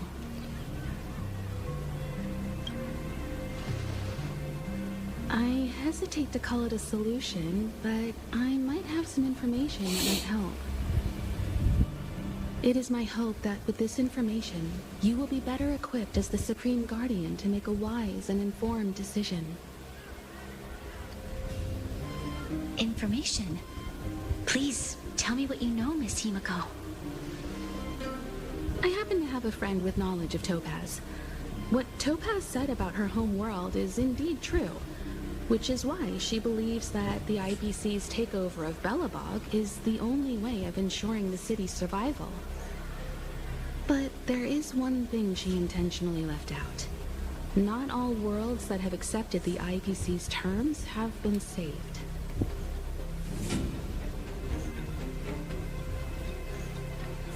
You mean... Performing ecological reconstruction on a planet carries inevitable risks. According to the intel provided by my friend, the success rate for the ecological reconstruction of worlds using the IPC's technology is 63%. Only 63% of planets succeed? That's not exactly comforting. This is the overall average across all IPC projects. The success rate of projects personally handled by Topaz is above 80%. She's undoubtedly one of the most capable people in her field. I wanted to bring these numbers, these probabilities, to light. I think it's only fair that you know all the facts before making a decision. Ultimately, it's up to you, Supreme Guardian, to make the final call. I understand. Thank you, Miss Himeko. This information is of great help. Regardless of how alluring their promises may be, this contract is nothing more than a gamble. As a leader, I cannot let the future of Belobog hinge on a roll of the dice.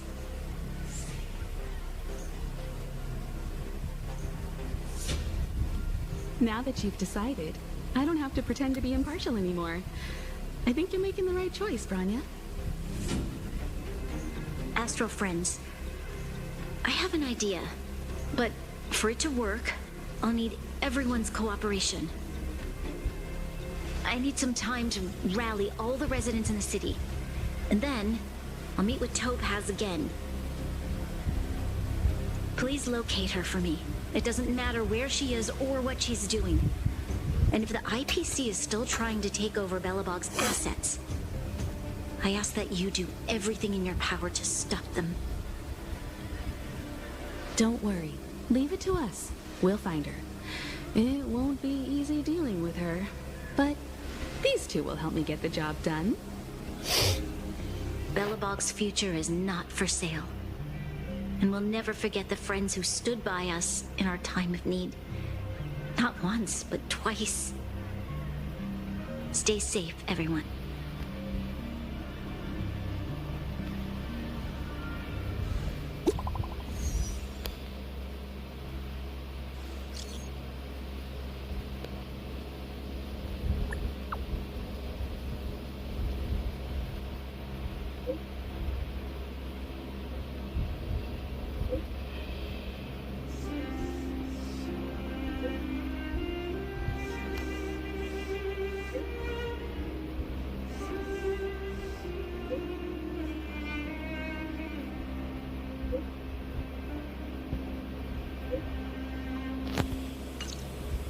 Shepard should be waiting for us in Rivet Town, right?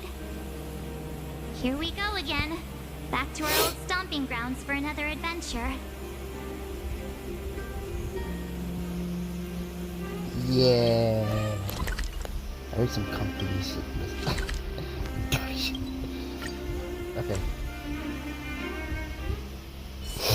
Don't worry, Mr. Svarog. We'll be safe here. The Supreme Guardian has briefed me on the situation and asked that I assist you in locating Topaz.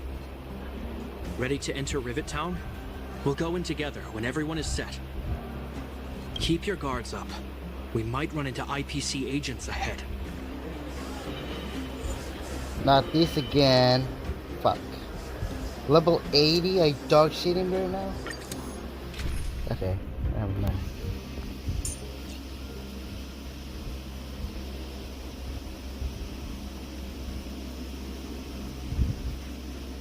I'll use my regular team. I use in the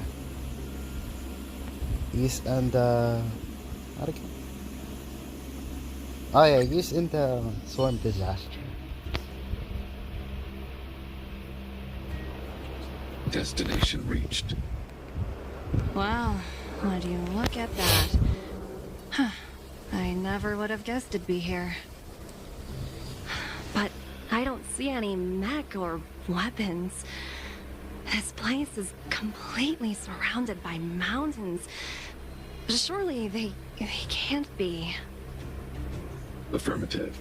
The weapons are concealed within the towering rock formations.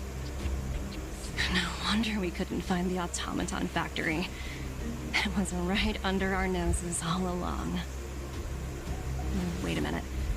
You said these weapons have been hidden here from the very beginning? That means the architects of Eurillo 6 never used them in their fight against the Legion. Correct. After the IPC departed from this world more than 700 years ago, no one has possessed the necessary knowledge for activating these weapons. The architects used the IPC blueprints to construct replica automatons. However, the overwhelming majority of the combatants, commanded by Elisa Rand, were human. I see. The stories about this world are truly captivating. I would like to ask you a question, Topaz. You're awful polite for a big robot. Ask. Don't be shy. If the IPC does not intervene, this world is doomed. Are you convinced of this conclusion beyond any doubt? Yes. I've gone through countless case studies, and they all point to the same conclusion. Any world that comes into contact with a Stellaron is doomed. On the surface, things may appear to be getting better since the Astral Express lent a helping hand. But sooner or later, the underlying problems will resurface. A looming crisis can often lie hidden beneath the illusion of prosperity, unnoticed by many. Understood. Understood. That's it? You don't have any thoughts on the matter? Emotional readings indicate that your response is sincere and accurate. That is all I wish to confirm regarding this matter. While my opinion on the future of this planet may differ from yours, it ultimately holds no weight. I am merely a tool, not a decision maker. If only my colleagues had the same self-awareness as you. Come on, Numby. We've got some assessing to do.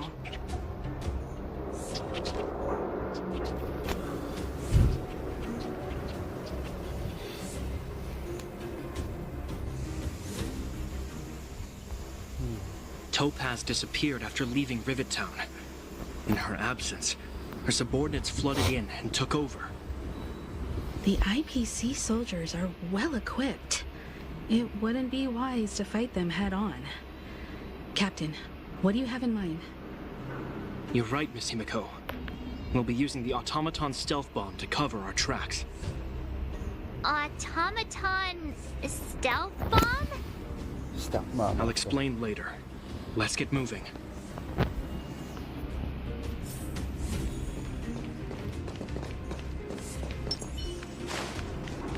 Alright, this level's 90. It's impossible. Literally. Look, down there! It's the IPC! Keep noise to a minimum, everyone. We don't want to alert the enemy to our presence. It's time to deploy the automaton stealth bomb.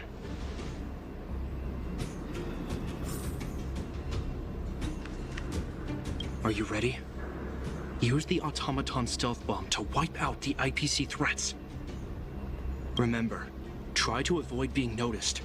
Remaining hidden will increase our chances of success.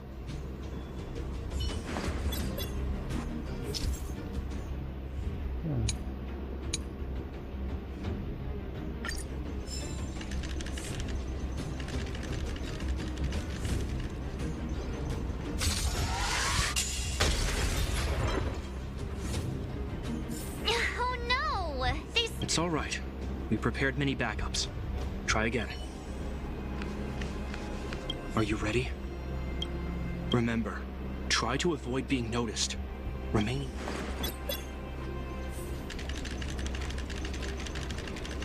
I will use my crashinator. Boom.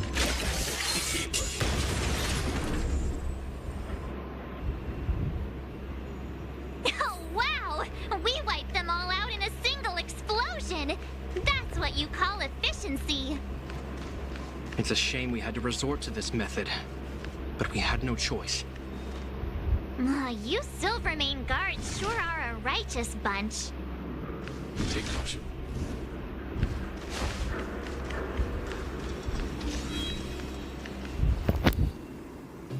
I've seen standard issue robots like these before. It's an IPC field team leader. Correct. The exterior is similar to the Grizzly, but its weapons and armor are more advanced. Hopefully the automaton stealth bomb will still be effective. Let me know when you're ready. Are you ready? Use the automaton stealth bomb to wipe out the IPC threats. Remember, try to avoid being noticed. Remaining hidden will increase our chances of success. Hey. Should get it back down or something? I don't know. Okay. Alright, going back there, and I'm gonna be crab walking there. I'm gonna crab walk. Crab walk, crab walk, crab walk, crab walk, crab walk. Crab walk. Crab walk.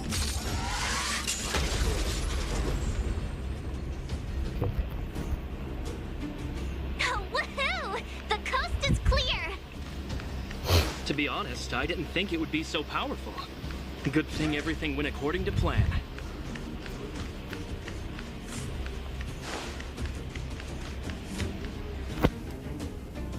This is the road that Topaz took when she left Rivet Town. Let's find her and tell her about Bronya's decision. This time, the gloves are off.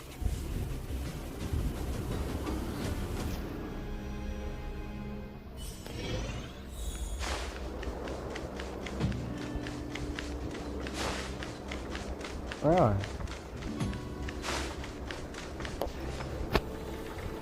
Mr. Svarog? Are you alright? I hope Topaz and her IPC henchmen didn't hurt you. Greetings, outsiders. System functions are normal. I have had no conflict with the IPC's representatives. Such a result would be highly undesirable. Topaz is ahead. She had the means to force me to comply with her orders, but chose not to. From her perspective, the only way to preserve Belobog is by incorporating it into the IPC. While I do not agree with her viewpoint, I lack the computational power to provide evidence to the contrary. While it is unlikely, I still encourage the avoidance of any potential conflicts. Unlikely potential? Meaning there could still be conflicts.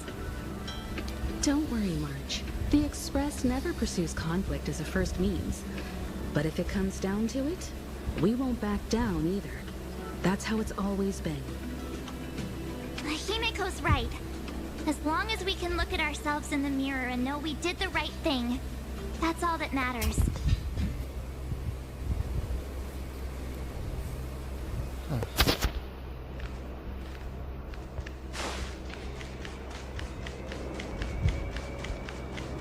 Why would Topaz come here? Is she looking for something? It's possible. Many mysteries lurk beneath the surface of this world.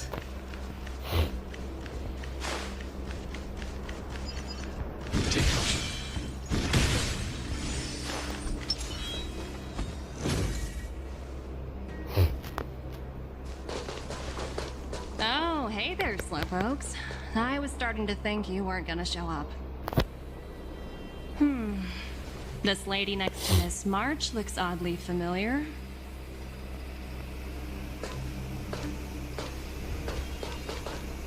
Pleasure to meet you, Miss Topaz. I'm Himiko, the Astral Express's navigator. Oh, wow. I remember now. The illustrious Miss Himiko. Some of my colleagues dream about meeting you.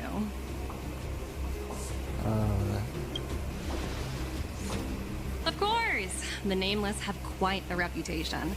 You're following in the footsteps of the great Akivilia. I think I can guess what's holding her back. Please, don't misunderstand us, Miss Topaz. We have no intention of opposing the IPC or its board of directors. But we have very dear friends on Eurillo 6. Standing idly by and watching them sign an unfair contract goes against everything the Nameless are about. Miss Himiko, sorry for interrupting, but this doesn't sound like a negotiation. We needn't waste our time, March. She made her decision 10 minutes ago. There's no fooling the Astral Express. You're absolutely right. Differing views don't necessarily mean one person is right and the other is wrong. However, to keep things moving forward, there's usually only one solution.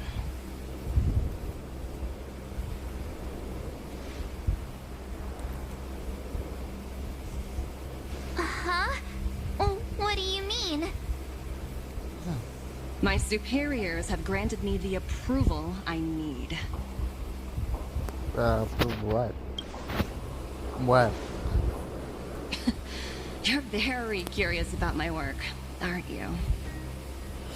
So many eager faces. I won't keep you in the dark any longer. Approval to launch an attack on the members of the Astral Express. The best kept secret to getting something over the line? Always be ready to turn the table. Go, Numby.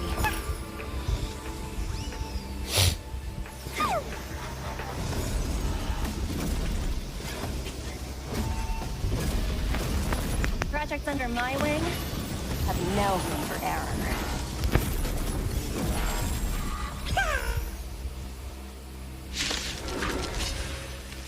She's a boss? I'm fine. Stay back, Clara. Stay back, Clara. No, I like this one.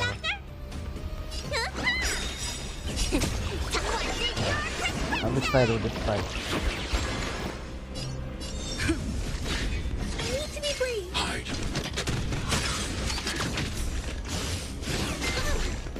Time for some hardship. With You know nothing of survive or be destroyed. There is no other choice. Let me pin your wound.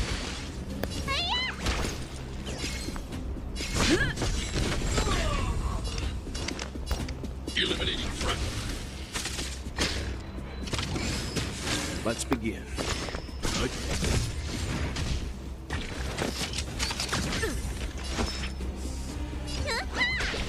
I'm on guard.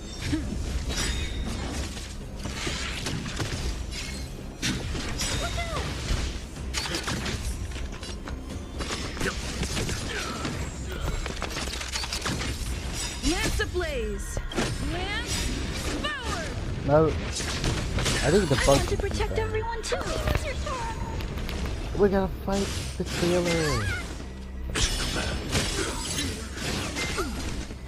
I remember the trailer. Like Kafka. You know nothing of survive or be destroyed. There is no other choice.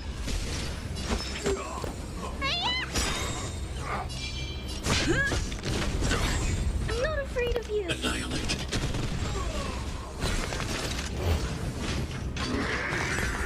Fine.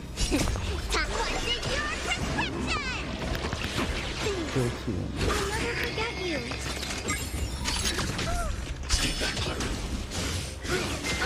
Stop me. Stay back, Clara.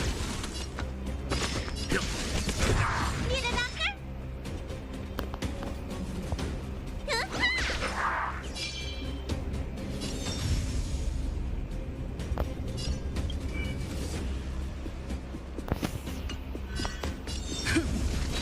I need to be brave.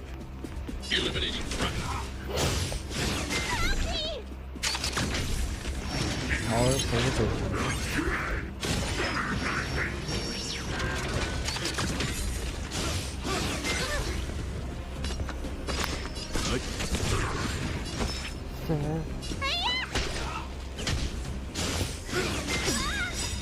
Lance ablaze. Lance forward.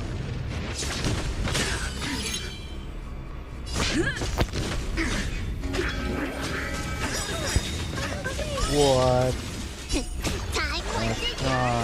Yo. I will never forget you.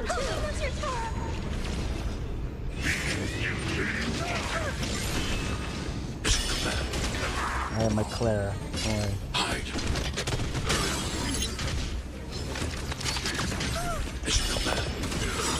You know nothing of the what survive or be destroyed. There is no other choice.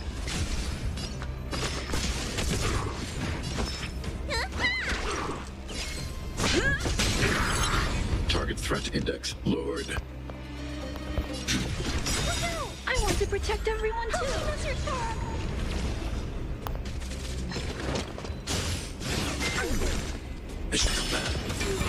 Let's begin.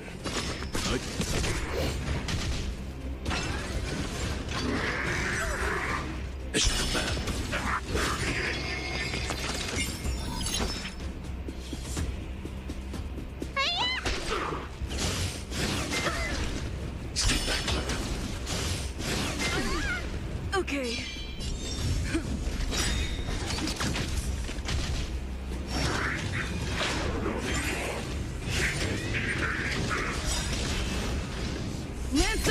blaze! Lance forward! Don't tell me that you know nothing of the will survive or be destroyed. There is no other choice. Annihilate.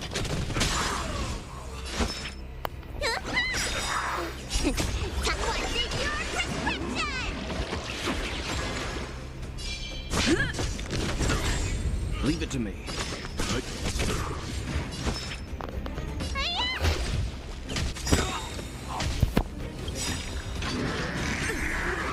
I want to protect everyone too.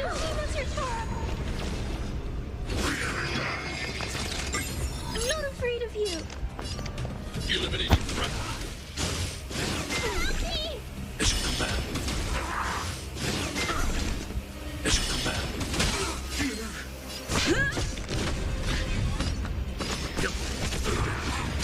Are you alright? Stay back. Hey, let me tend your wounds.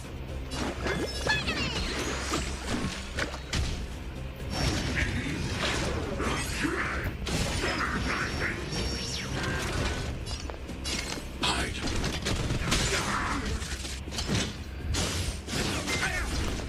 Stay back.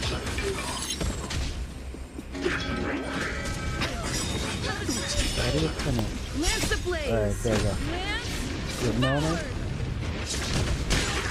Time for some hardship. To deny. You know nothing of the survive or be destroyed. There is no other choice. Time for your prescription!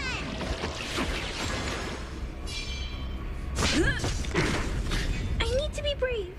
Annihilate.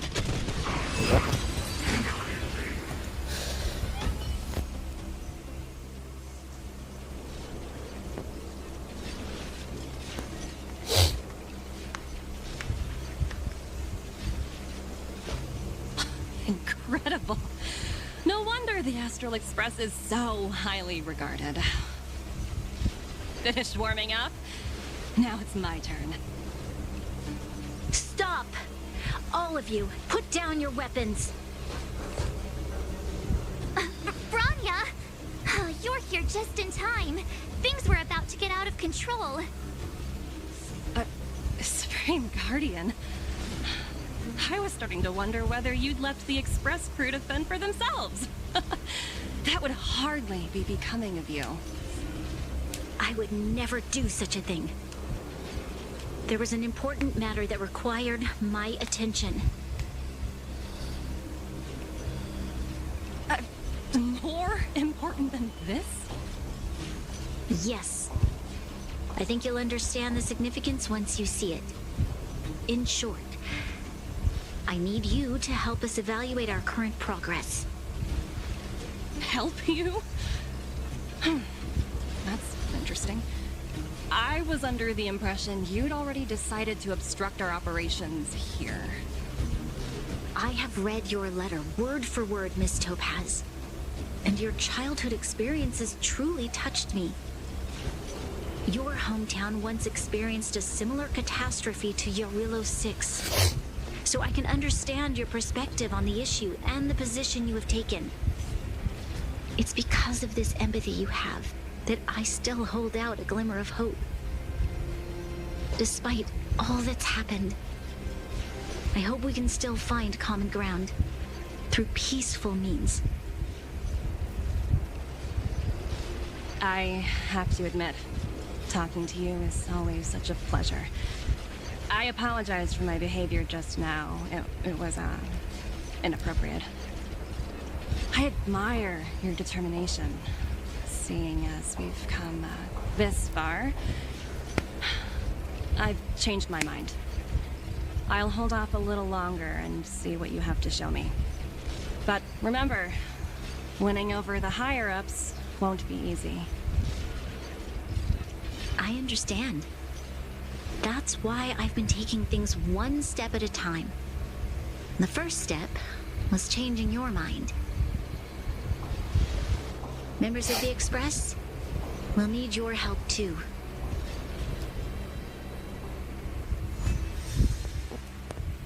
I am.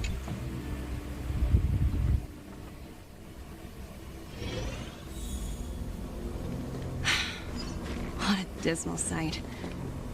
This district. Have you been here before?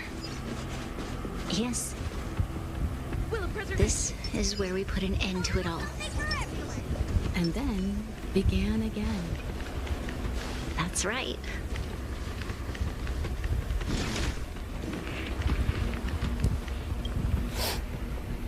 Kyle, sorry for the delay. Are we clear to proceed? The path ahead is clear, Madam Guardian. You and your companions can proceed north without hindrance. Excellent. The mountain road ahead is a little treacherous. Watch your step. Let's go.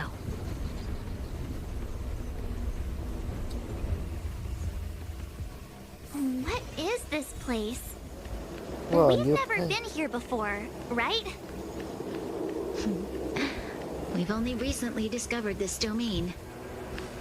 Let's keep moving forward. What I want to show you is just ahead. New map. Yo.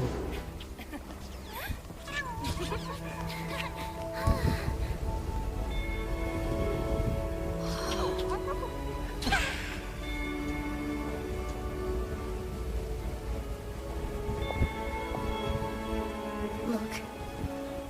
The people of Belobog have not given up. We just want to give them a chance.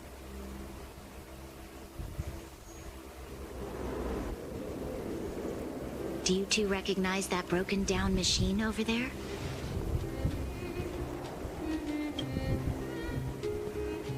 I thought you might.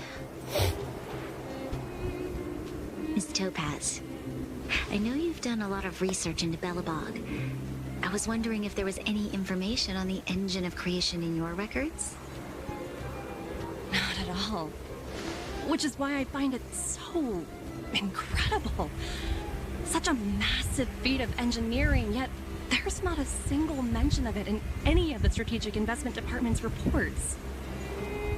I may know the reason why. The engine of creation was constructed solely by the people of Belobog, without any external assistance. The project was led by the first Supreme Guardian, Alyssa Rand. While warriors fought on the front lines, the engineers worked tirelessly behind the scenes, designing and constructing it.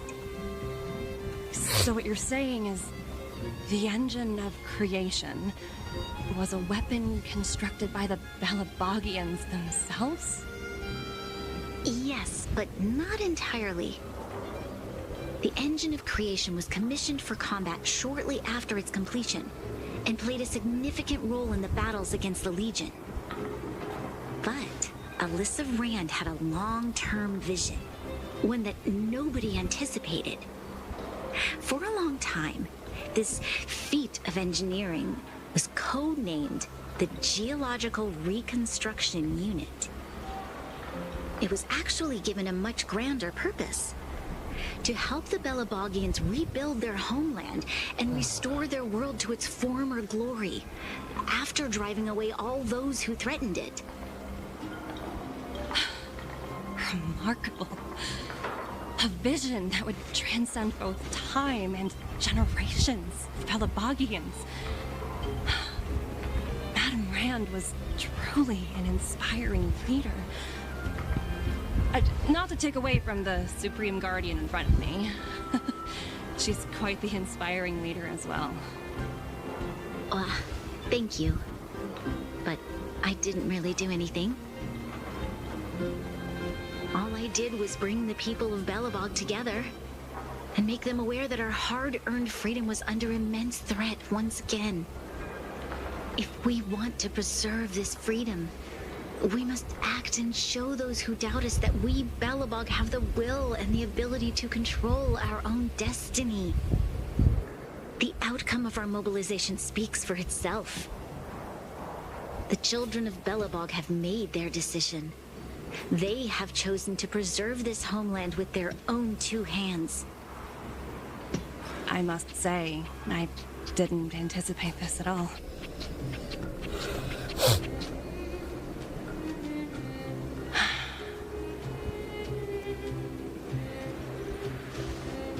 I'll fight for this opportunity for you, Branya. I shouldn't have conflated your own circumstances with my childhood. That was a serious lapse of judgment on my part. My world never had a resolute leader, so people gave up on the idea of saving themselves long ago. But your civilization has persisted through the snow and storms for 700 years. A truly admirable feat.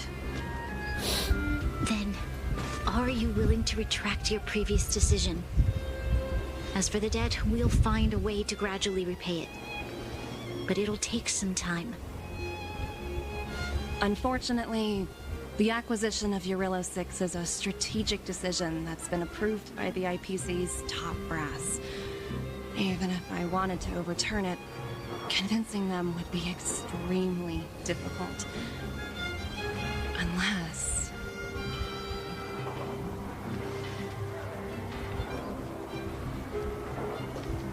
Don't worry, Miss Topaz. Myself and all of the Nameless aboard the Astral Express are willing to vouch for this world.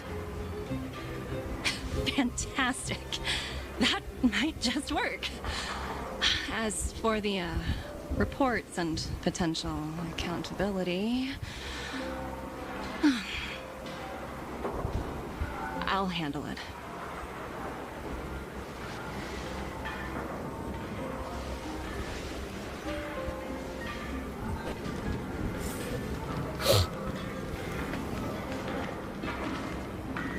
Miss Topaz, you mentioned accountability.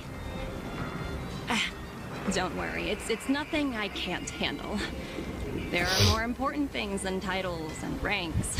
Finding the best solution is what matters most.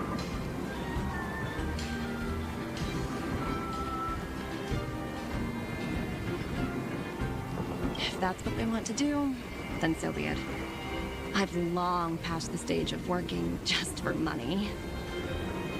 Thank you so much for all you've done. I never thought we'd drag the Express into a crisis again. Much less one that might cause a rift between you and the IPC. Rift? I wouldn't go that far. Also, it's me who's mostly to blame. I didn't keep my subordinates in check. Oh, thinking about a career change? Sure thing. I'll put in the best words I can. I'm glad we're able to discuss some lighter topics. Well, you all need some rest after everything you've been through. I have arranged rooms for you all at the Goethe Hotel. Miss Topaz, if you need somewhere comfortable to stay. I appreciate the offer, but I need to head back and deliver my reports. It's been great getting to know you both. I hope we can work together again in the future. Only next time under better circumstances.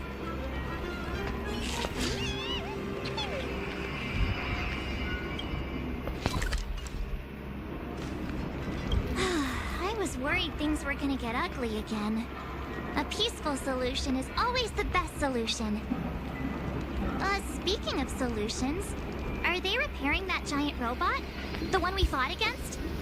I remember you took control of it and helped us defeat Cacolia.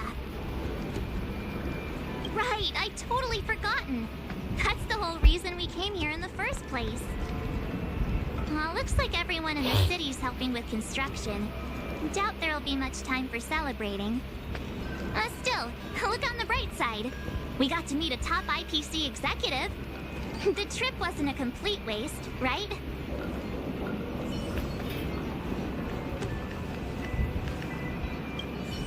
You know, I'd heard you and March speak highly of the Supreme Guardian before, but seeing her methods firsthand left me in awe. We should also be glad that Ms. Topaz is the one in charge of the Eurillo 6 project.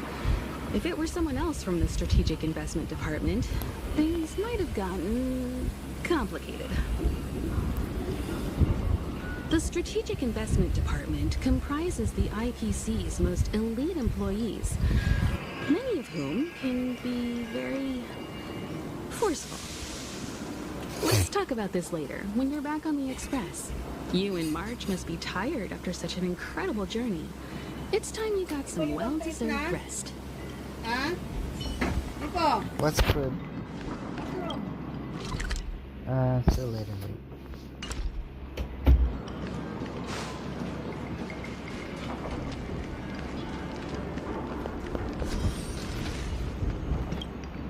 Damn, new place here. There's these enemies here.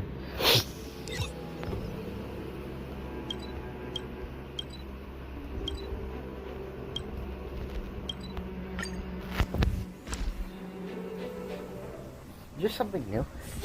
Don't worry, Mr. Svarog. We'll be safe here.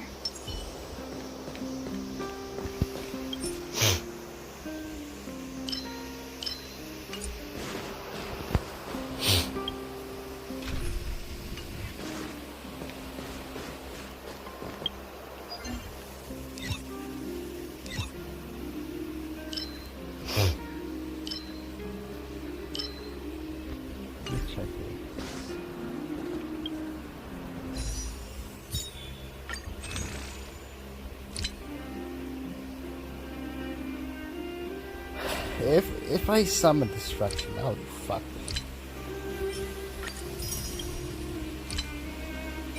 There's no way, man. I keep wasting my shit.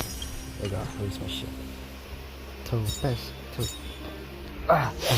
What is this?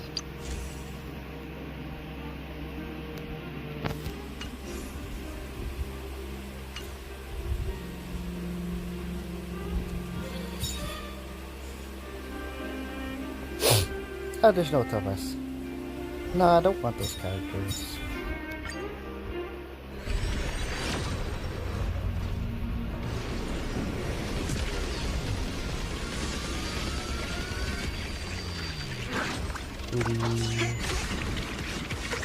Please be another plus for my... God damn it.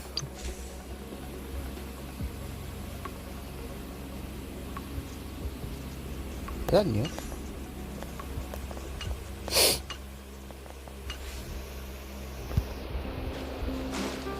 Okay, that's new. Okay, okay.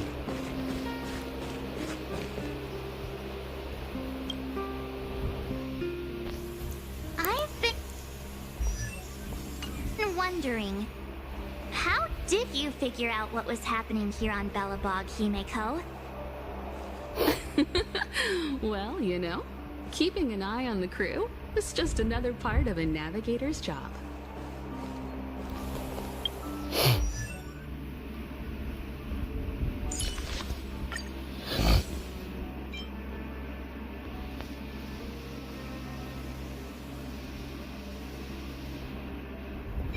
Dude, I will plus that. I'll be too bad.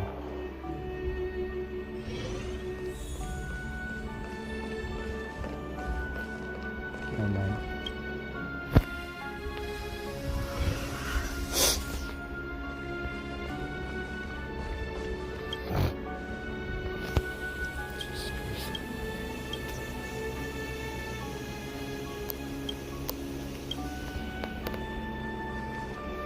March was looking forward to the Soul Warm Festival for ages. Looks like she's missed her chance. This time. I never thought this trip would be so... tiring. Time for bed.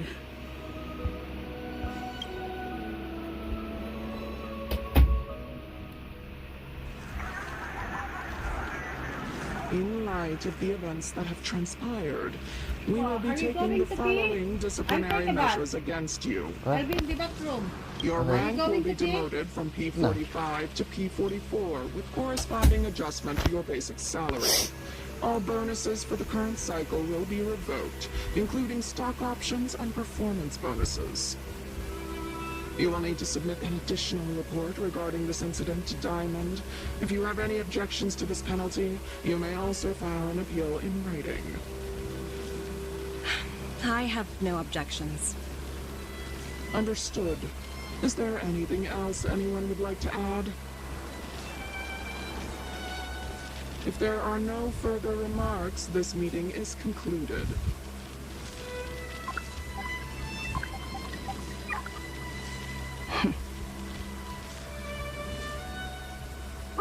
You only got demoted 1 rank? Phew, you dodged a bullet there. Pretty big project to mess up on. Someone must be looking out for you. Oh, they've already left the call.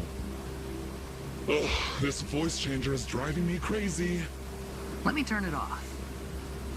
Aventurine, why are you still on the line? Hey, what's with the hostility? It's not like I'm your boss. Oh, wait. I guess I am now. My apologies. I'm still getting used to my new place in the hierarchy. Can I help you? If you've got something to say it already. Oh, nothing important. Just checking in on you. I told you Eurillo 6 would be a high-risk, low-reward case. Why do you even bother? In our line of work, having a kind heart can be more of a liability than an asset. If you're not careful, you'll end up leading yourself down a dead-end road. Anything else? If not, I'm hanging up. Wait. Hold on a minute. Don't hang up. I get it. You're not in the mood for this conversation right now. Okay. How about this? Something that might interest you. While you were enjoying your playtime on Eurillo 6, Diamond was busy taking care of the head honcho of the Building Material Logistics Department. That's why he didn't attend today's meeting. A Terravan? That's right. The renowned Terravan. One of the 7 board members. He's throwing his support behind us instead of the Marketing Development Department for once. Oswaldo won't be laughing anymore. Diamond's been a great help to both of us. Your antics on such a crucial day can't exactly have painted the Strategic Investment Department in a good light, you know? Since you get the point, let's get down to business. I'm currently at Pierpoint. There's a major deal that could affect the whole department. I just so happen to need a reliable project manager for the job. What do you say, old friend? Huh. And what prompted the mighty Aventurine to start collaborating with others? Panic Honey. What else? What? That's right. Now that's the kind of reaction I was hoping for. Hold on a minute. Diamond picked you for this project? I was expecting someone like Opal or Obsidian to handle it. At least someone higher than rank P46. Honestly, who knows? The family has some pretty questionable characters. If you ask me, doing business with them is a lost cause. But as we both know, the IPC does more than just business deals. Guess it's my time to shine. So, how about it? This is a rare opportunity. Consider it. You never know, you might even be able to make up for your blunder on Eurillo 6. I'll get back to you later.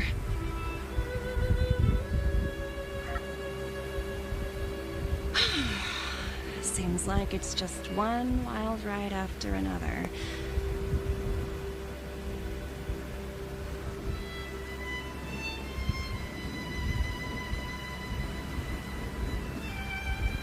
I hope I made the right decision this time.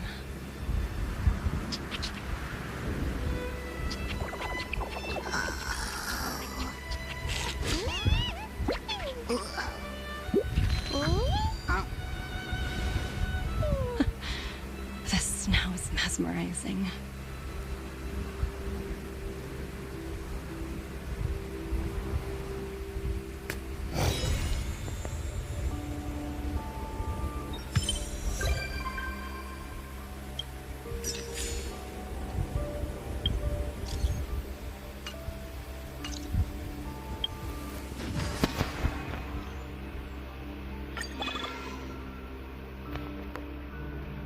Oh. Oh, this fucking character's in ducking here.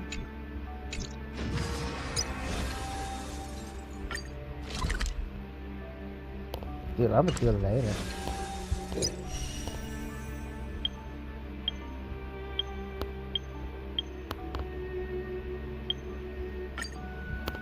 What is Shibu? I don't know. I don't want another disgusting character. I already have one. I don't have best artifacts. I don't have the artifacts.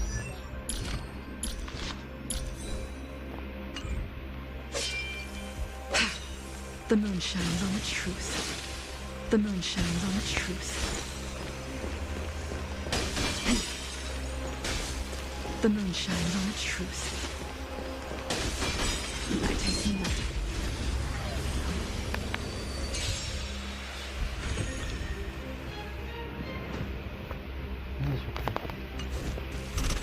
We're in trouble now. Tedious.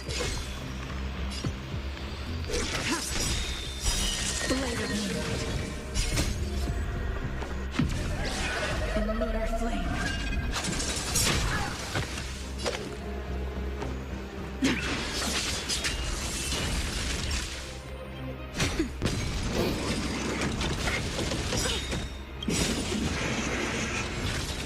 A thousand wonders to rid the finest one.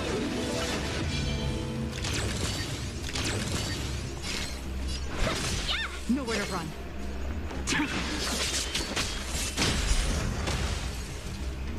That'll take more than medicine. All Better late than never. in the lunar flame.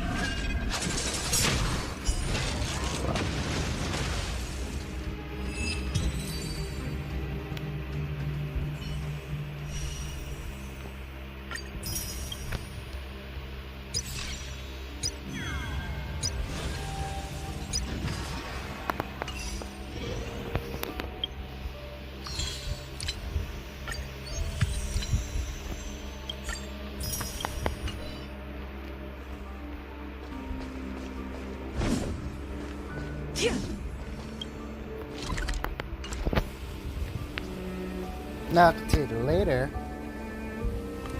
Shit.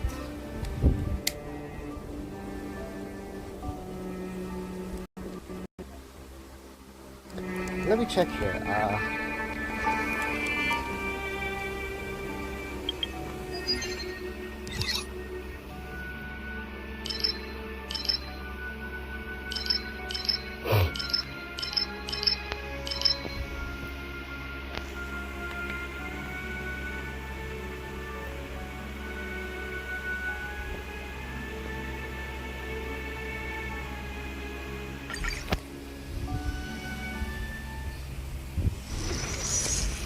The blood had been circled.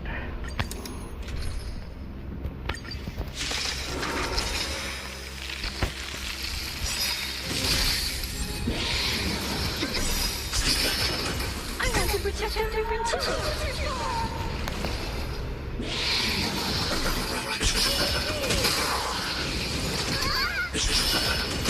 Time for some torch.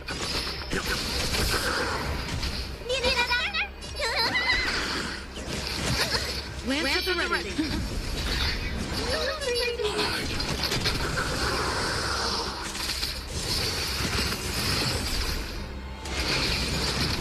Let's begin.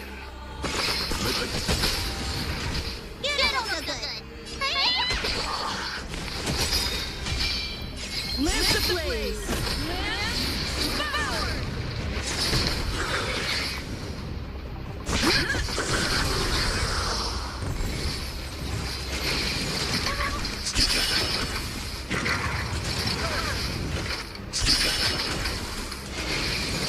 Clara, Leave I it to hate you, man. Do nothing like survive or destroy.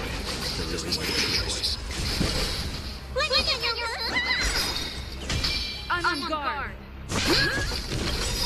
I want to protect everyone too.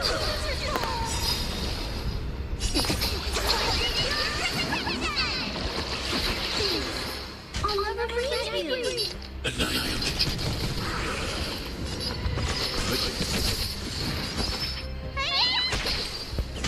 Lance at the ready.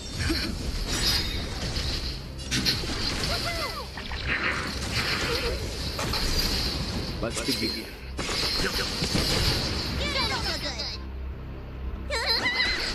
I'm on guard. Lance ablaze. Lance forward.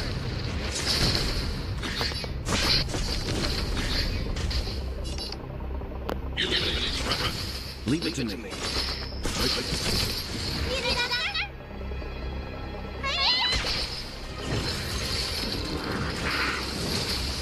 Lance at the ready.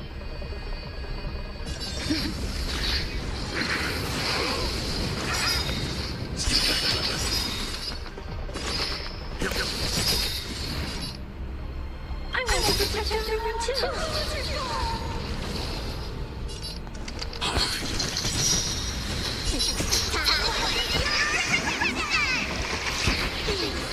I'll never forget it.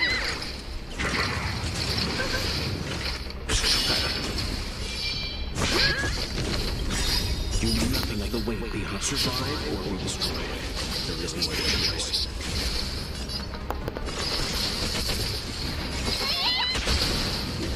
Target threat identified.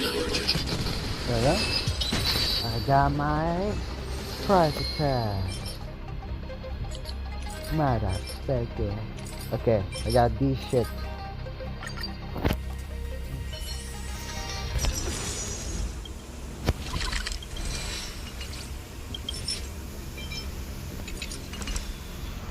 Yes.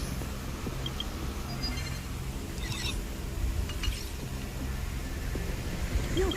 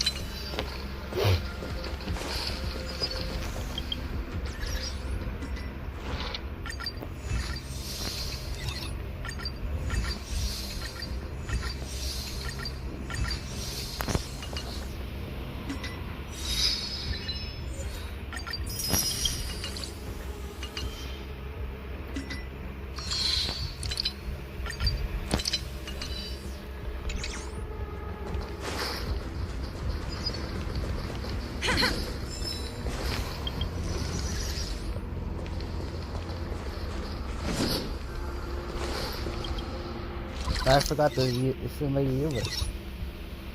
Well, I'll lose again. Oh, let's try, man. I want some shady collaboration.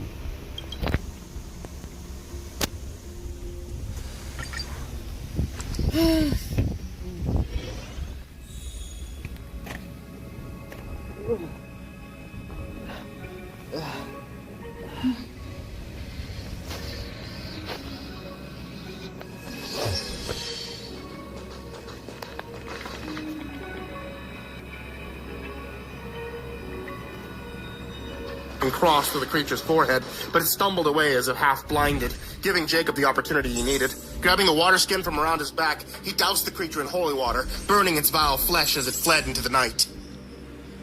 Even wounded and half blind, it was fast. But Jacob was young and strong, full of hate, and he pursued it relentlessly up to the old graveyard. There it dived into the pit and burrowed down amongst the old poor rotting dead children, and was soon gone from sight. Jacob nodded knowingly and marched away. He spent the rest of what was left of the night gathering up every oil lamp he could find, knowing the creature was too badly injured to do him any more harm. With the rising sun, he stood above the grave, smashed and emptied oil lamps all around him. They say that fire purifies. But fuck that. And he grinned and stretched the match. I say it only destroys. That said, he cast the match into the grave. For a second, nothing happened. Then the whole thing went up like a tar barrel with a great whoosh, towering flames. From inside the grave, something began to scream and howl in pain. Seconds later, the vampire crawled over the edge of the grave, its skin blackened and burned. It stared at Jacob as if marking him forever, before the weak rays of the rising sun finished the fire's dreadful work. Jacob pulled out his maypole and pissed on the ashes before riding away. He never did return home.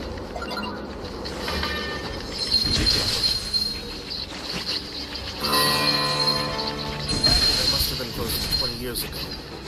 And now he was finally coming back.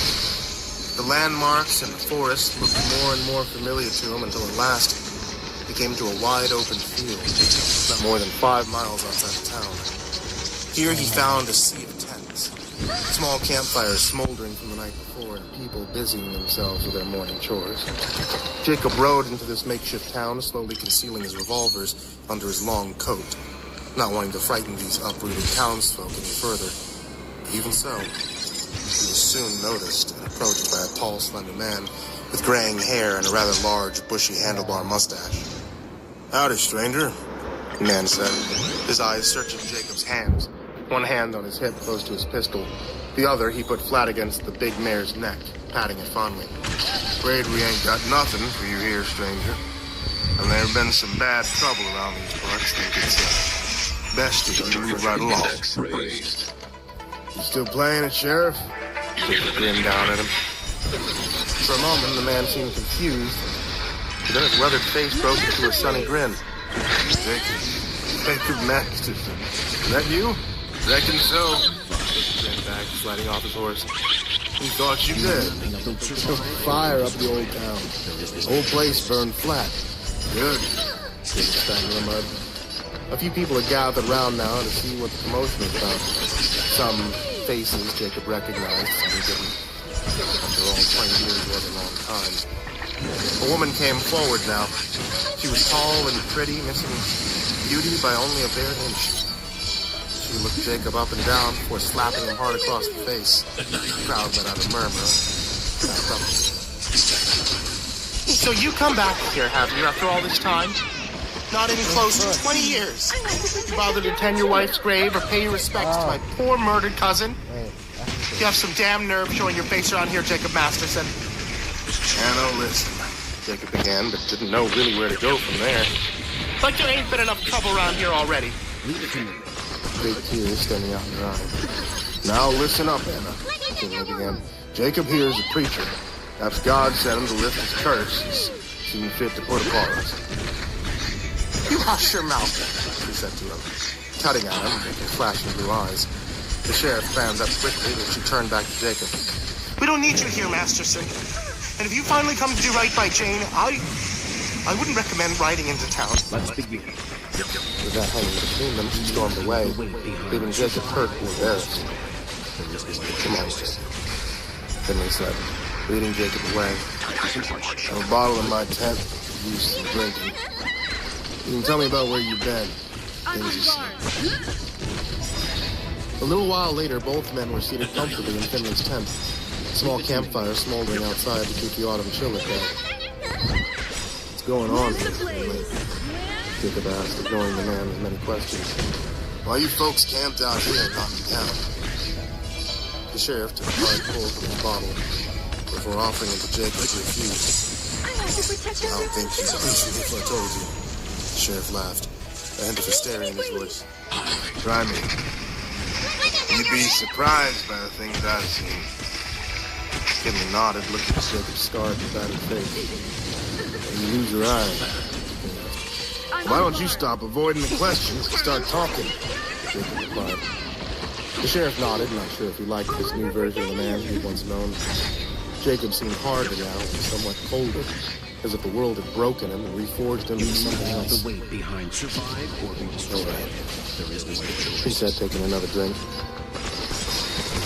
His voice was starting to slur now. Jacob reached over, ignoring the other man's protest, as he plucked the bottle from his fingers and placed it by his side. "Talk. You can drink yourself into a stupor on another man's time." "Well, okay, goddammit. You want the truth? Here we go. You dead are walking in shores. They like that. The dead themselves clawed their way out of their very own graves. Just started murdering people. Jacob suddenly heard a voice in his head. Come home, Jacob. For the dead do not rest. When did this all start? Jacob asked. You mean you believe me? The sheriff said incredulously. Yeah, I believe you. Now tell me everything. It started with dreams. People in town all began to have the same dream. Dark figures shrouded in the shadows, chanting in the darkness, calling someone forth. Something forth. Flash of a blade, the screams of the tormented and damned. Soon after, the crops began to die, and a massive dead fish washed up on the shore. Then came the flies, hundreds, thousands of them, laying their eggs everywhere. Our pantries were crawling with maggots. Soon after, the graveyard gave up its dead all in one night. Massive, rotting corpses, grabbing people up off the street, carrying them away. They were unstoppable, unkillable. And any who tried had their throats torn open and their flesh devoured.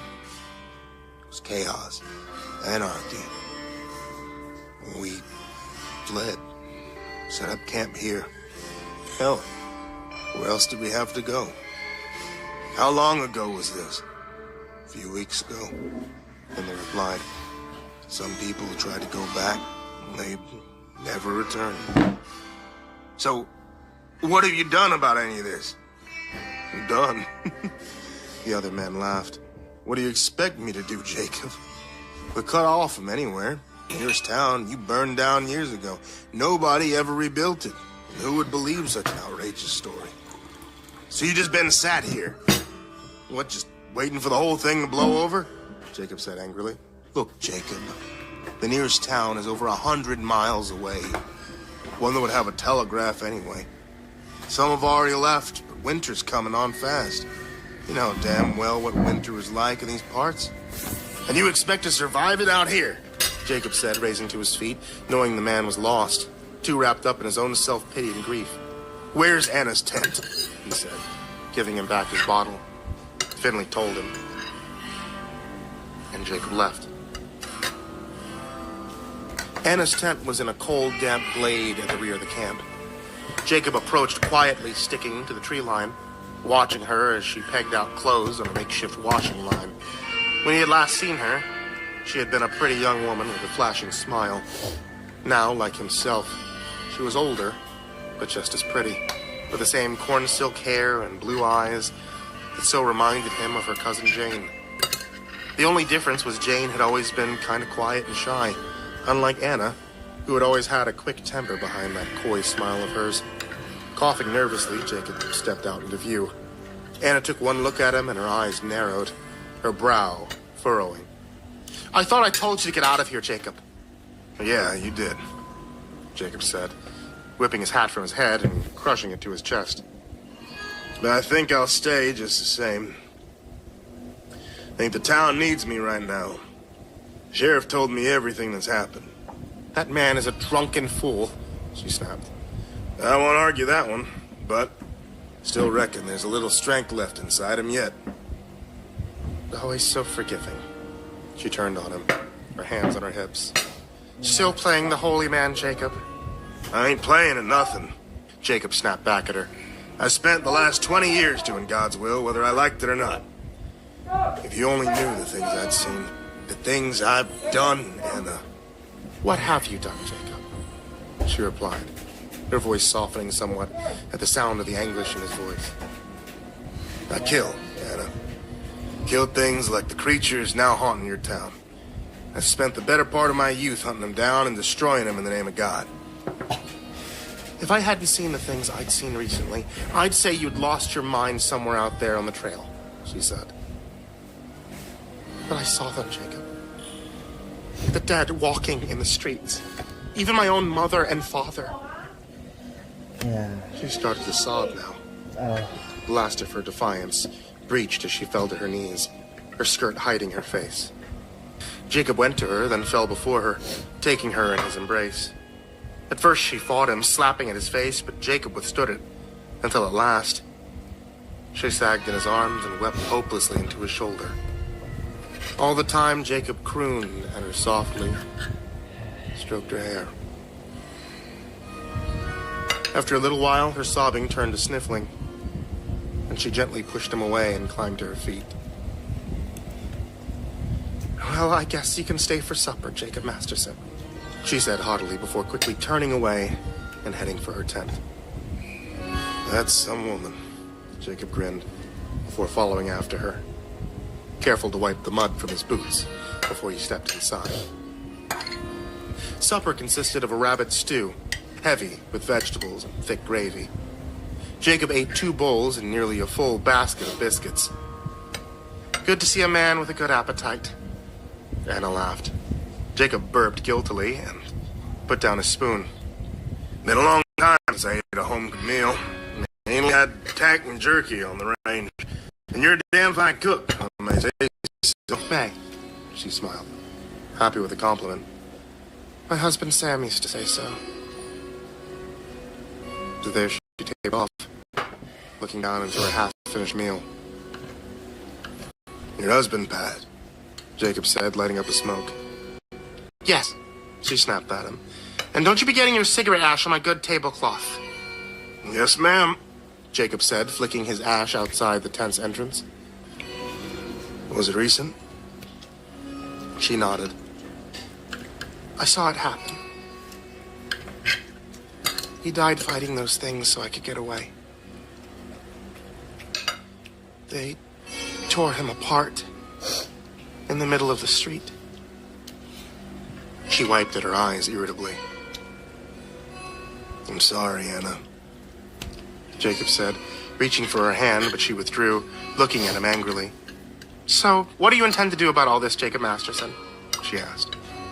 "You said that you have fought these kinds of things before, and I'm willing to take your word for it. You've always been many things, Jacob. Not all of them good. But you ain't never been no liar. Besides, I seen those scars you have on your body as you washed up for supper." "You spying on me?" Jacob joked gently. "Well, it's a small damn tent, ain't it?" she replied, her eyes flashing. Okay, settle down." Jacob tried not to grin. "You're right, of course. Something must be done." He told her then of the dream that he'd been having on and off over the past few weeks. She mulled over his words for quite some time before looking back at him. "Under normal circumstances, I would say it was your own guilty conscience plaguing you for deserting your flock and leaving poor Jane's grave so unattended. Although I visited often after you left. Now you say that she's called you back." Jacob nodded solemnly. "Then you better get back to town and see what's going on up there." "What?" "You can spend the night here on the floor, mind you," she said quickly. "I got a spare blanket or 2, and in the morning, you can ride out." "Thank you, Anna," Jacob said. She waved that away. "Now go get some more water from the creek. There's an old wash tub at the back of the tent. You still smell like a mule, Jacob Masterson." Jacob got up, sighed, and went to fetch a bucket, not really minding at all.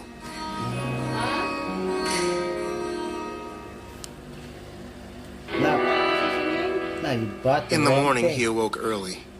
Anna made him some coffee and eggs, all cooked over the campfire. After they finished eating, Jacob helped her clean up before wishing her a fond farewell and heading back towards the sheriff's tent. He only turned back once to find her still stood there watching him. She stood like that for some time, watching until he passed out of sight, before retreating back inside. Jacob had expected to find the sheriff in a drunken stupor, but the man was up and about, clean-shaven and dressed. "You ready?" he said, strapping on his guns. "Ready for what exactly?" Jacob said. "To ride into town," Finley said. "That's where you're going, ain't you?" "I'm coming with you." Okay. "The hell you are!" "No, was that you tried to say to me all those years ago when I tried to stop you, going off half-cocked on your own? Something about blood being spilt if I tried to stop you. Well, now it's the same. If you want to stop me from coming, you have to shoot me, Jacob. It's a free country after all. I'm the goddamn sheriff. Well, you saying I'm a good one? Hell, I made mistakes, scared witless. I ain't gonna lie about that, but I mean to come with you all the same. See this thing through. Jacob weighed the man's words. Tell me, the old Stapleton farm still outside of town? He asked. The hell's that got to do with anything? Finley replied hotly. Just answer the goddamn question. Yeah, it's still there. Run by his two sons, old Stapleton passed a few summers back. Still got that old sword of his hanging on the wall? The one his father brought over from England. Last time I visited the boys a few months back, it was there hanging over the fireplace as usual. Well, that's just grand, Jacob said. Let's saddle up and ride. The two men rode in silence until the Stapleton ranch came into view. There, Jacob pulled up the big mare and turned to the sheriff. I fought these things before, Finley. They ain't easy to kill. Only sure way to kill them is to take off their heads. Gunfire will slow them down. Take them out at the knee. The sons of bitches will crawl after you. So you take this, he said, drawing the double barrel from under his saddlebag and tossing it over. If any of those things are inside, you give them both barrels. Either to the face or the knee. You understand me, Sheriff? Sure, I understand. What about you? Me? Jacob grinned. I got God on my side. Together they rode down towards the waiting ranch. The ranch itself was a one-story affair, long and wooden with a large porch surrounded by barns, silos, and outbuildings. A few pigs lay dead and stinking in the nearby pen. Others had smashed their way through out of hunger and desperation and took to the hills. Well, Finley said nervously, looks like the old place has gone to hell since I was last here. Yeah, Jacob said, pulling out his revolver. Sure looks that way. Come on, let's go take a look inside. They were just entering the porch when a low groan came from behind them. Jacob spun about, almost knocking the sheriff over, who had been standing close behind him. Son of a bitch, Finley cursed. That's old man Stapleton. The corpse was shambling towards them now, worms in its hair, leaving squirming parts of itself behind as it came on, a wicked-looking sickle clasped in its dirt-boned hand. Only its eyes truly looked alive, where it glared at them from the deep recesses of its skull-like face. Jacob was just about to raise his pistol when the window shattered behind him, and a pair of torn and tattered arms dragged him backwards, screaming as he went. The broken glass raked at his legs, cutting easily through his worn jeans and the flesh beneath. From outside came the deafening roar of a shotgun. But Jacob had concerns of his own. As the arms tightened around him, a wet, stinking mouth clamped down, tearing at his shoulder. Bellowing in pain, Jacob raised his legs, kicked against the wall, setting himself and the creature crashing into the rear wall with numbing force. The vibration slackened the creature's grip only for an instant, but that was all Jacob needed. Using that same uncanny quickness that had saved his life so many times, he slid down and out of the creature's grip, leaving a goodish amount of flesh behind, which the creature swallowed greedily. Without turning, Jacob fled through the door, out of the bedroom and into the hall, heading for the front of the house. Another creature lurched at him as he entered the sitting room, but Jacob easily dodged its feeble attempts and raced over to the mantelpiece. The sword was still there, ancient and slightly curved. He grabbed it up and tore it from the scabbard, just as the creature reached for him. With a cry, he backed up and swung the sword. It sheared through the creature's neck like a hot knife through butter, decapitating the shambling horror in one fell swoop. The other brother was coming down the hall towards him, its mouth stained red with Jacob's blood. Bastard thing, Jacob said, swinging the sword downwards, cleaving the thing's head in two. It fell to its knees, but still reached for him, grasping, twisting hands until Jacob took the head, and at last it lay still. Another shotgun blast came from the yard, and Jacob stumbled through the door, calling the sheriff's name. Over here, Finley cried from the side of the barn. Jacob ran over. Kill the fucking thing, Finley said, breathless. Shot its legs, just like you said. Gave it both barrels to the face. Blew its head clean off. Jesus, Jacob, you're bleeding all over the place. Nothing too serious, Jacob said, wadding the bandage, stuffing it inside his shirt over the bite in his shoulder, and picking a few pieces of glass from the shallow cuts in his legs. You best take the sickle with you. Come on, let's ride into town and finish this thing. They entered the town with the midday sun at their backs. Everywhere, there were signs of a titanic struggle. Some of the houses and stores had been burned to the ground, and the streets were awash with pieces of torn, bloody flesh and half-eaten corpses. Flies buzzed all around them, and the whole place smelled of carrion and rotten flesh. How did this happen? Finley gasped.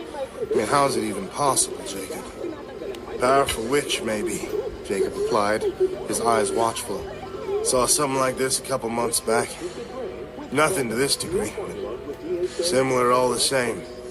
Whatever it is, whoever it is, we need to stop it now, today. But why? Finley asked. Why would anyone want to do this?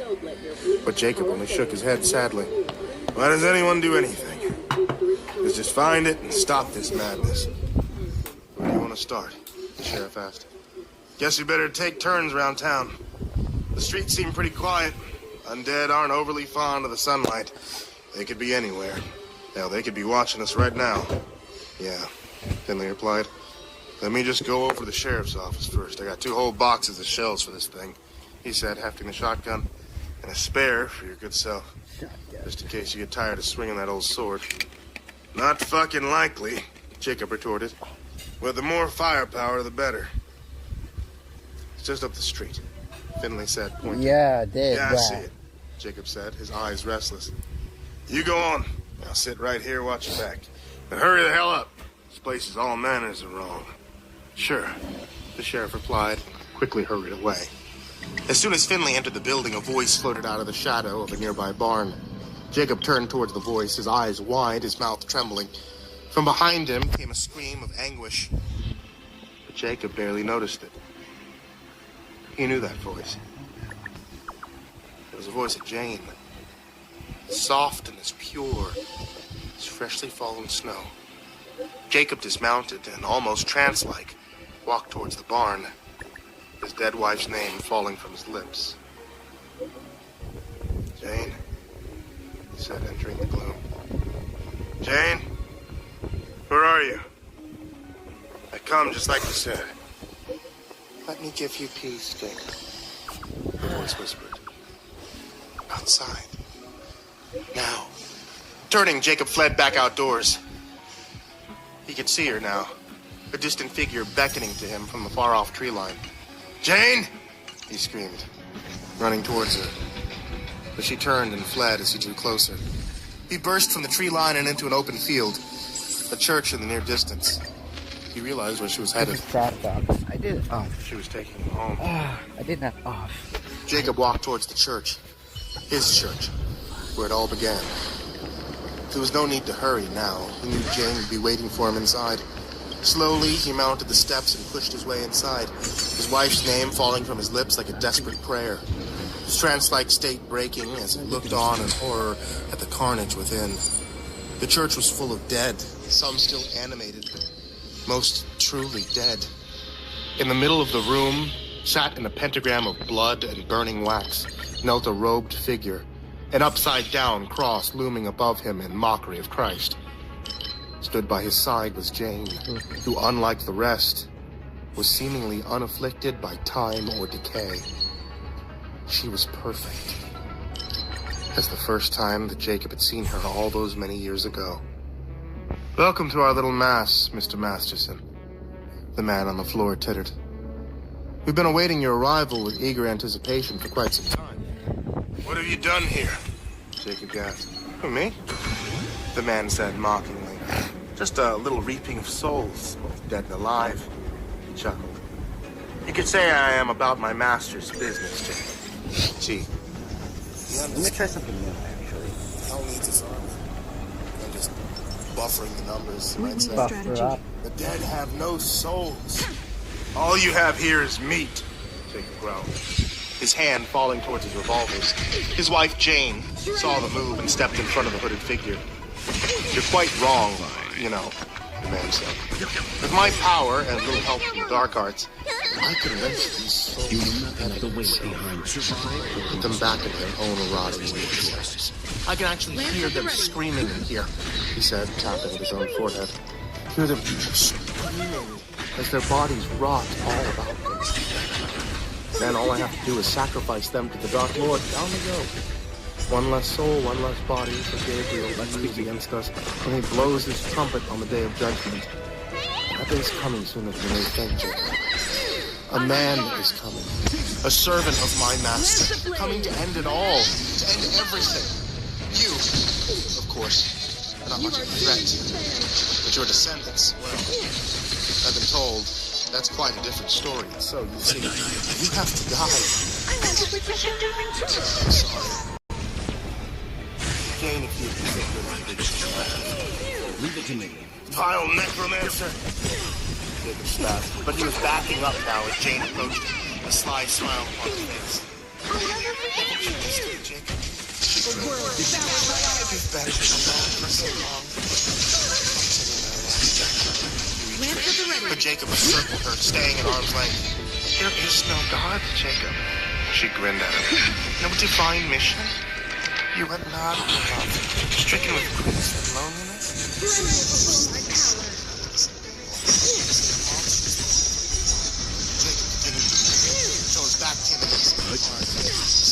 You know nothing of the weight being survived. With a chopping block, the rusted axe blade within. Jane? Jacob said, fumbling behind him and freeing the axe. I know you're in there. Trapped in this thing. The creature stopped and hissed at him as if scolded. I want you to know that I love you, Jane. I always have, and that's why I have to do what I'm gonna do. I won't let him make a sacrifice of you. I won't let your soul be condemned to eternal hellfire. He was walking towards her now. She smiled as he came on, pulling a large kitchen knife from between the folds of her dress. Come to me, Jacob. Hold me like you won't stay. Suddenly, she lunged at him, her face a rigor of hate, but Jacob dodged her clumsy attack, easily ducking under a swinging arm. Coming up behind her, he swung the axe in a whistling arc, her neck splitting open in a welter of blood, spraying Jacob's snarling face. He hacked at her, the blade falling over and over again until at last her head flew free. The rest of the dead were swarming from the church now, but Jacob, beyond caring and berserk with grief and rage, waded into them, hacking at them, cutting them down, not freeing their tearing mouths and gouging fingers, until at last he stood alone, covered in gore, twitching limbs soon all about him. The necromancer, seeing his doom, turned to flee, but Jacob flung the axe at him, burying it deep in his back. The man went down hard. His legs caught since he tried to pull away. It was I who knew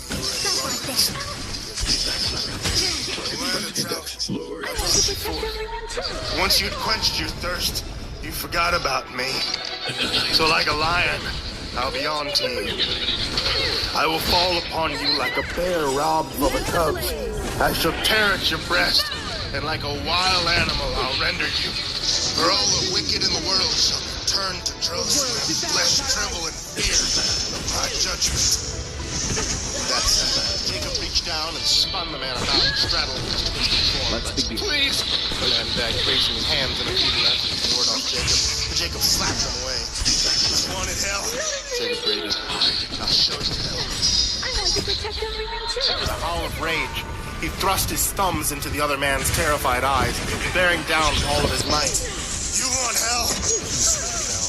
You tell Lucifer, you don't know what hell is compared to my wrath. I'll kill anything he sends. Anyone he sends. You tell him, you hear me? You tell him!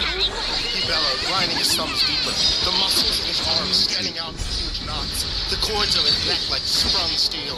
You tell him fucking with Jacob Masterson was the worst mistake he ever made. You know nothing of the weight being survived. Jacob's thumbs lodged in his brain. Lance at the ready. You tell him.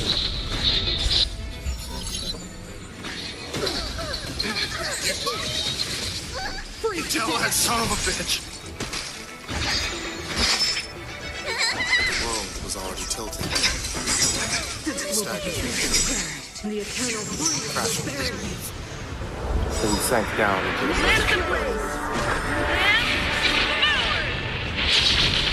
Let's begin. He awoke a few days later, back at the makeshift camp. Anna and Sheriff Finley standing over his bed. The sheriff was lucky to be alive. His left ear and 3 fingers of his right hand were all missing. Still, he greeted Jacob with a sudden smile. Oh, look at that. Lazarus returned to the land of the living. How did I get here? Jacob shrugged. The sheriff brought you in, Anna said, placing a damp cloth upon Jacob's fevered brow. I don't know what you did, the sheriff continued. Whatever it was, it worked. I was in a tight spot where my goose were well, truly cooked. And all of a sudden, those things started dropping like flies all around me. Found you outside your old church, dead scattered about you, even your own. He stopped, looking down at his dusty boots. Yeah, I know. Jacob sighed. Jane, her soul's finally rest. Suddenly he started coughing and lay back down, shivering and exhausted. Okay, Anna said, standing, her hands planted firmly upon her hips. You clear out of here now, Finley James, and tell that doctor to drag his ass right here smart. Leave it to me. Yes, ma'am, the sheriff said, tipping his hat, deeply in his tent. That is one hell of a woman, Jacob murmured, a small smile playing across his parted lips before he spiraled back down into darkness. Anna stayed by Jacob's side day and night through his long recovery, taking care of his every need. Slowly, an affection grew between them. That affection turned to love. No longer did Jacob hear the voice of God whispering to him on the wind. And finally, his restless soul was set at ease. In the following weeks and months, he helped the townsfolk set the town back to rights. And after much convincing, he lay up his pistols and gave up the good book once again as the Shawsville preacher. Shortly after, Jacob and Anna were married in the same church Jacob had grown up in as a child. For 2 years, they lived in marital bliss. Until one day, Anna told Jacob she was expecting. Some few months later, Jacob had the old dream. A dream about a man who was a servant to the devil. In one hand, he held a glowing blade. Streams of blood ran like a river from the other, as nation after nation fell before him. Everywhere he walked, he brought death and destruction in his wake. Jacob awoke with a start, covered in cold sweat as he stood by the window smoking, the wash of cold moonlight. You're leaving, aren't you? Anna said from behind, a soft hand against his shoulder. Jacob nodded. Someone coming. I have to stop him, Anna. He turned to face her. Not just for you, or baby, he said, stroking her rounded stomach gently. But for everyone. If this evil wins, prevails, the whole world We need a strategy. will be held down. You understand? She nodded. Stay home. Silent tears came down her face as she left him on the bed. I'll never forget you. They spent the night holding each other, not saying much. In the morning, Jacob strapped on his pistols, gathered up a Bible, and was missing I'm sorry.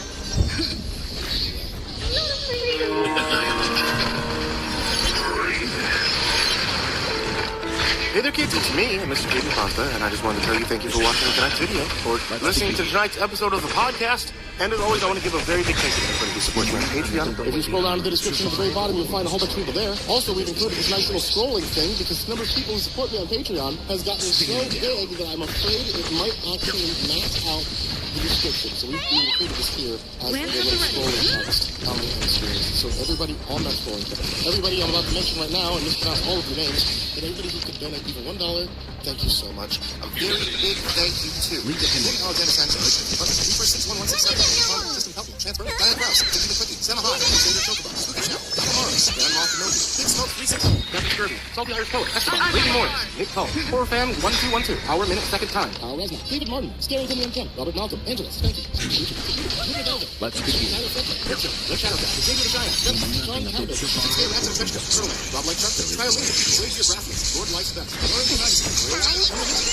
Mark Sports, Nickel Intro, Drip Diver, Oak Ridge, Matt Fox, Voice of Sand, Coffee Zone, Jimmy Tiger, Shelly J, Jeremy H, Second Banana, Down, Milton Lake, Kelly C, Ray James, Gus Miver, Michael Ortiz, Tic Tac Daily, Hawk 764, Lambda M9, Artie, Sasha Suzuki, Cronut 509, Haley Ambrose, Campbell, Cricket, Freddie Krueger, Happy Birthday, Jason Wilson, Lisa Cottrell, Cassie, Amy's Nephew, Taker Channel, Ashton Sick, Prozac and Pancake Appreciation Society, Benjamin Welber, Cryptic Nightmares, Slaw, Dustin Bramshade, Skyhawk, Kyle, Rafael Rodriguez, David Rose, Aaron Stormfro, Ray Colson, and as always, thank you guys so much. You guys help me do everything that I do here. You guys help pay authors for stories and commission stories and do everything that I can do to make this channel and make this podcast the best it could possibly be. So thank you all for supporting me here. And as always, everyone, sweet dreams.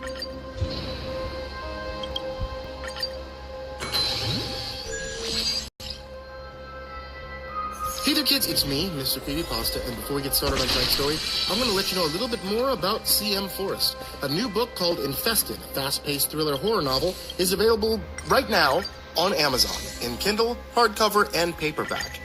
Something sinister is happening inside the New Leaf building. Olivia wakes on her bedroom floor in a pool of vomit, head spinning. The power is off and her husband is missing. A vicious storm assaults the building, but it's nothing compared to the storm raging outside her apartment door.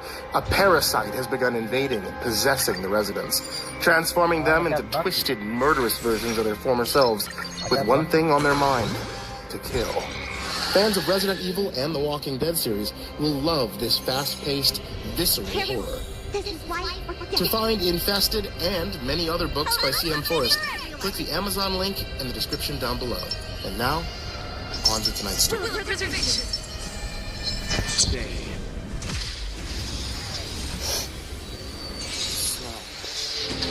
A stale combination of grease and sweat wafted through the open door as Robert followed his daughter into the playland. Beyond, a cacophony of gleeful screams mixed and mingled into a banshee song. The glassed-in room located off the side of a fast food restaurant housed a jumble of brightly colored tubes and slides. A dozen children swarmed over the garish plastic like fleas on a spread. Take your shoes off, Robert yelled after Lily. The little girl flew towards the structure like a 40-pound cannonball, erupting giggles as she fled. A series of tables surrounded the architectural asset strip that was the playroom, forming a semicircle. Most of the tables were occupied by tired-looking adults. The telltale signs of bags under their eyes and unkempt hair, of stained clothing and defeated slants to their mouths, said they were parents. Robert could sympathize with them. Before the divorce, he was still a full-time parent. He found taking care of Lily to be a near overwhelming proposition. Now, only having the 5-year-old one weekend a month, she longed for his quiet days. Lily's absence in his life created an unfillable hole, a void in his very guts, the kind of absence that should kill him. It didn't. Somehow, even with a life went on. Spotting a table in the corner, Robert tightened his grip on the brown plastic food tray and wandered through the chaos. Although the fun was theoretically supposed to be contained to the plastic octopus-like playland, the children, not only free from constraint, but outright encouraged to use up all their energy, would spill out with abandon all across the room. Two boys, both decked out in neon-colored garb, zigzagged around the tables, hooting and hollering. A chubby girl, who looked like she was pushing the limit on what was an acceptable age to be crawling through the tubes, bounded off the bottom of one of the slides and charged across to a table with appropriately obese adults. A little girl in a striped dress stared at what Robert could only assume was her twin sister, looking back at her from just within the entrance of the structure. The twin was singing some sort of eerie, tuneless lullaby. The girl outside was so preoccupied by her sister's song, she was nearly bowled over by the chubby girl as she darted back, mouthful of chicken nuggets. Robert shook his head. It was amazing. The places he found himself since having a kid. Under any other circumstance, wading into the stink and noise of such a place would have been about as appealing to him as a back alley vasectomy. But if it made Lily happy, somehow, it transcended the part of his brain that cared about himself. Robert sat so he was facing the play area and slid the cardboard box containing Lily's kids' meal, complete with a small plastic toy, across the room. He knew it would have to have been a fool's errand to try and get the girl to eat before playing, but she arranged her meal, cheeseburgers, fries, and an apple juice, just so she would return like a carrier pigeon every so often to take a bite. A sudden vibration from his pocket. Robert pulled out his cell phone and groaned and greeted him. There was a message from his ex-wife, Nicole. When are you dropping Lily off? Jeff wanted to see her before he goes to work tonight. Fucking Jeff. Robert grumbled under his breath. When Nicole had dropped the news to Robert that her new guy, Jeff, would be moving in with her and Lily, it made Robert want to scream. It wasn't Nicole dating again after their divorce that bothered him. In fact, in that regard, Robert felt sorry for the chap. Nicole had been a hard person to live with. No, what really hurt about the whole situation was that, in terms of day-to-day life, Jeff was now effectively like his father.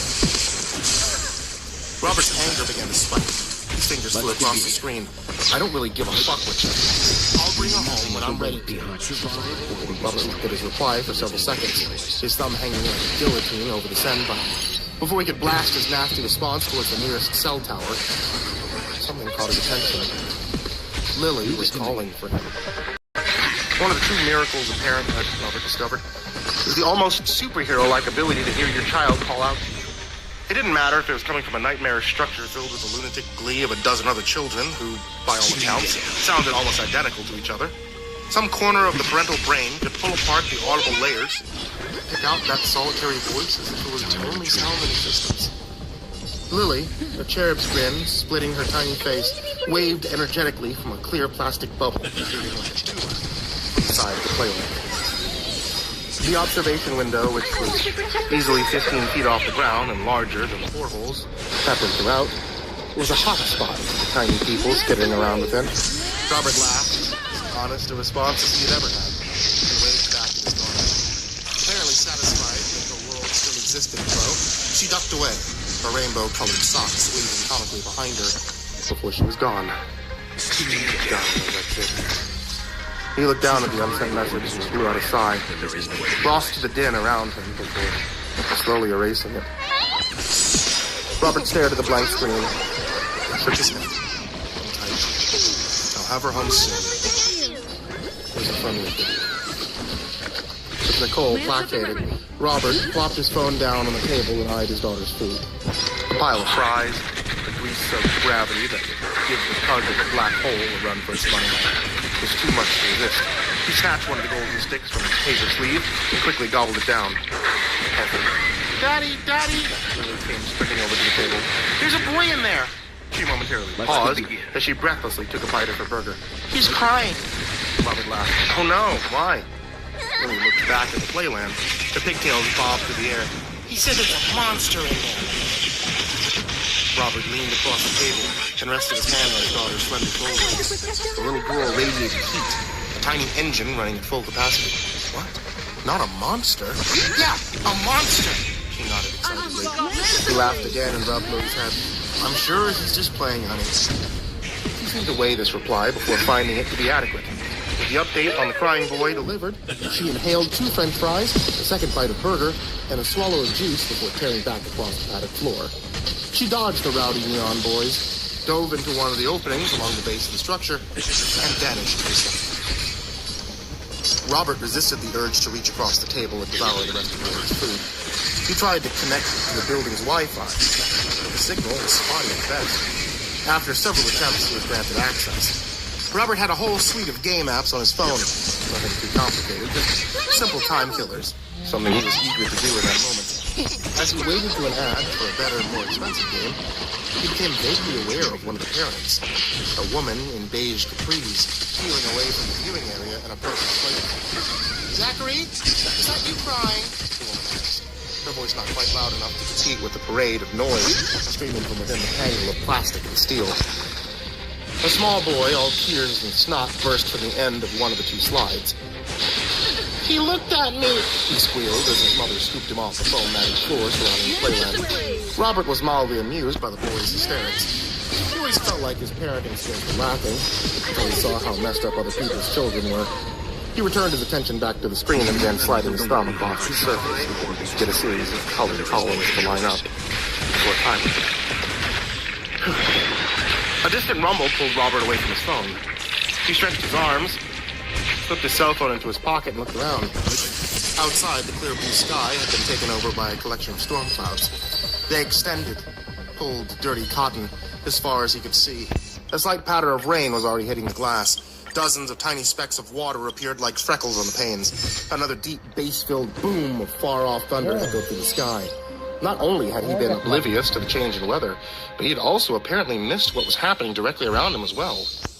Tables, which had previously housed the tired-looking parents, were all empty.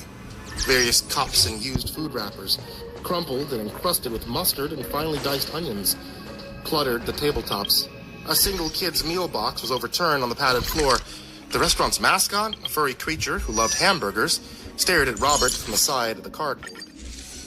He stood up, his back popping, and noticed Lily's food still sat across from him. The cheeseburger, minus the 2 bites she had taken earlier, remained otherwise untouched. A fly wandered lazily across the bun landscape. Damn it, Lily. He shook his head, shooing the insect away. His knee-jerk reaction was to scold the child, but then he realized he was the one to blame. Instead of making sure she ate her dinner, he'd been on his phone. Robert scooped up the wasted food and placed it on the plastic tray before walking over to one of the trash cans and dumping it in. As long as you don't tell your mom you didn't eat dinner, we'll be okay. Playland was eerily quiet. Robert thought the place must be downright terrifying when the lights were off. He moved over to the purple cube with the hole cut into it and said, "Come on, Lily, we have to get you home." Her running shoes still sat where they fell. They looked comically small to him in that moment. Like no human could be so tiny to wear such things. Lily had such a big personality, Robert sometimes forgot how little his daughter was. He bent over and collected them before returning his attention to the entrance. "Lily, your mom is not going to be happy with Daddy if I don't get you home, honey." Robert drummed his fingers on the lip of the plastic rim entrance to the playland. He leaned into the opening and listened for any sound at all. "Lily?" A terrible thought came to him. What if someone's taken her? He shook his head to dislodge the idea from his brain, but a growing level of unease, like some dank fungus flourishing in the darkest of places, kept the horrible possibility present in his mind. "Lily, this isn't funny, baby." Robert stuck his head further into the hole, and his voice immediately echoed back at him, a dozen clones parroting his words. In panic, the likes of which Robert wouldn't have thought possible, certainly not so quickly anyway, raced through his body. He yelled again into the structure. Nothing. Not even the smallest knock or scratch to indicate there was anything alive in the playland at all.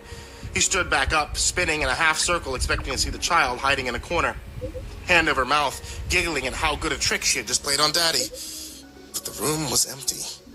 In fact, in that moment, it felt more than just empty. It was abandoned. A mausoleum made of colorful materials and cartoon decals. Even the stench of food was absent. Robert blasted through the glass door leading back to the main seating area of the restaurant and darted towards the counter. He knocked into a group of teens mixing various flavors of soda into their cups at the fountain machine. A nasty comment followed by snickering was left in his wake. Robert barely heard them, though, as his own breathing, short and rapid, filled his ears. He felt like maybe he was having a heart attack. Why can't I breathe? A girl, not yet 17, if her acne-covered cheeks were to be believed, smiled at Robert from the other side of the counter. The plastic badge on her chest revealed her name to be Edith, a name completely at odds with her apparent young age. "Welcome to my daughter," he cut her off. The unexpected response caused Edith to rock back slightly on her heels, like her voice had physically pushed her. Her eyes darted for a second in search of what Robert couldn't say. "Is everything okay, sir?" "No!" He could barely get the word out. "I can't find her! My daughter!" Edith visibly swallowed and glanced around a second time. Where was she, sir?" "She was in the playland. We were eating, and I looked down at my phone for a minute." Only it hadn't been a minute. His attention had been off his daughter for longer than that. "And now I can't find her." He was aware he was twisting and bending Lily's shoes as he spoke. Edith, eyes wide, called over a young man wearing a black shirt. Robert realized this fellow had been the source of her wandering gaze. His name tag identified him as Timothy, and that he held the...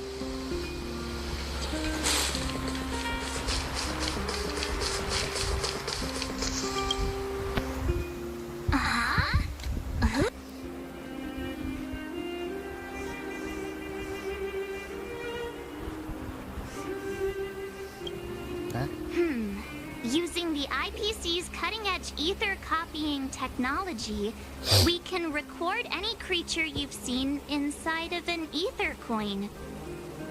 Just print it out and compete against other players.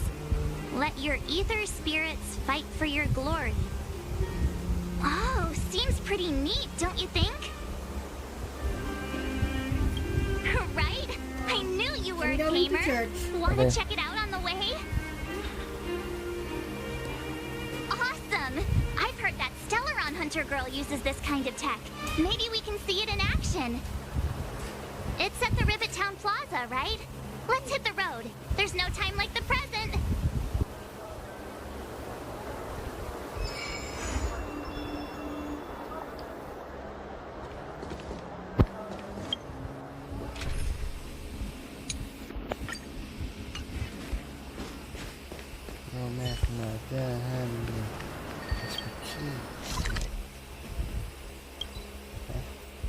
Oh god, no.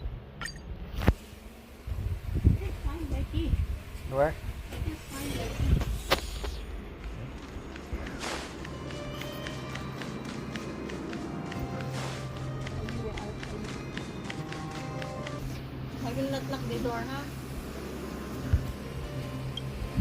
Come on!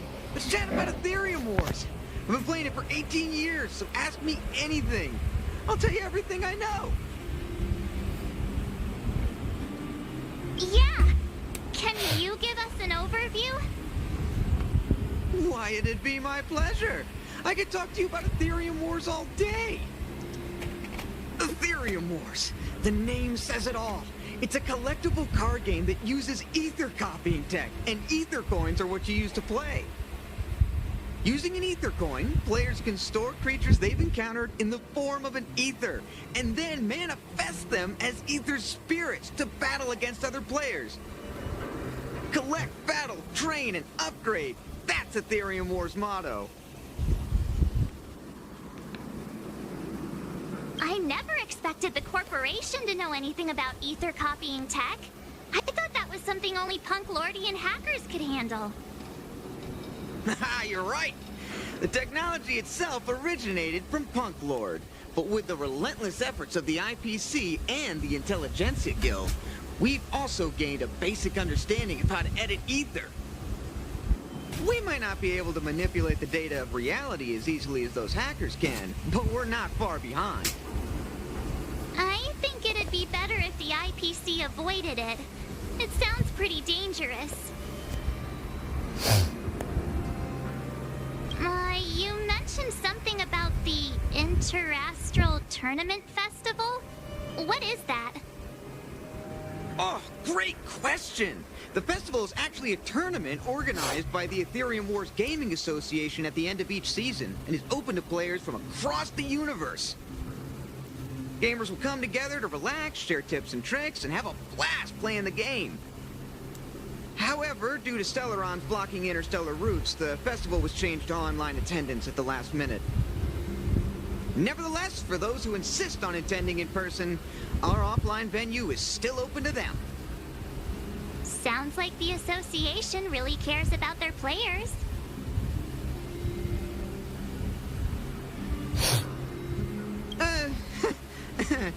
Well, that's... Do we have to start an interrogation right now? I know the IPC aren't exactly our friends, but that's not just his fault. That's right! Any idea where we can give it a spin? I can't believe it! I finally managed to successfully promote the game! Is it that difficult? Oh, wait, does this game suck? No, of course not. It's just, as someone who's been playing this game for so long, I guess it's hard for those who haven't played it to understand. I swear on my reputation that this game is truly the best form of entertainment out there. I'll take the rap if you don't like it. There's no time to waste. Since you're both interested, let me take you to the festival service hall to register your accounts. This way.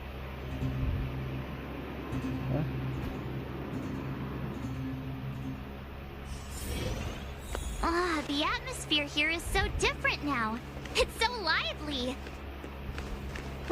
So you guys have been here before? The corporation recently saw the potential in Eurillo 6 and decided to renovate. Take a look.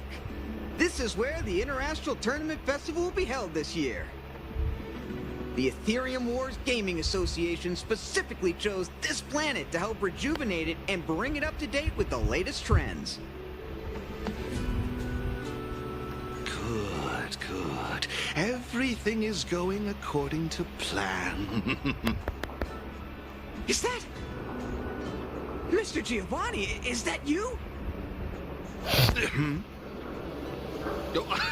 Wilder! I was just wondering where you'd got to. Oh, and you brought along two beautiful young ladies. Welcome to my arena. If I'm not mistaken, you're the Trailblazers, right? So, I presume you two have heard about the Interastral Tournament Festival. Have you come to show off your skills? Oh, psst. Look at his mask. Pretty cool, don't you think?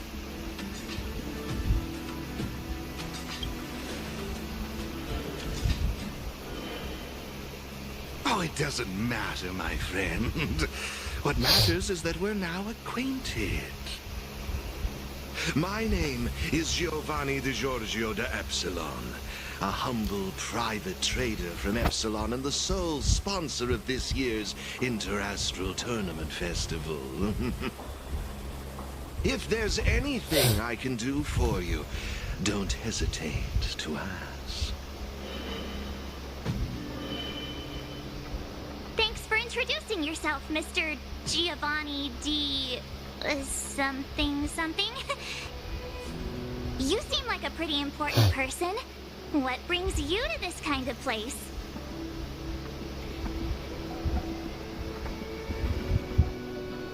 Oh, you truly live up to your reputation as the saviors of Belobog. Such keen insight. Now, let me answer Ms. March's question. As you can see, the Interastral Tournament Festival is about to be held on this beautiful, icy planet. And as the sole sponsor of this event, it's only natural for me to come to the tournament venue and check on its operations. Furthermore, I'd also like to get to know the players of the tournament, including yourselves. One can never have too many friends when it comes to doing business in this vast universe of ours. If you'd be willing to call me friend, it would be a great honor to have you as such. Wow, weird mask, strange vibes, a little out of touch. But he seems friendly enough, right?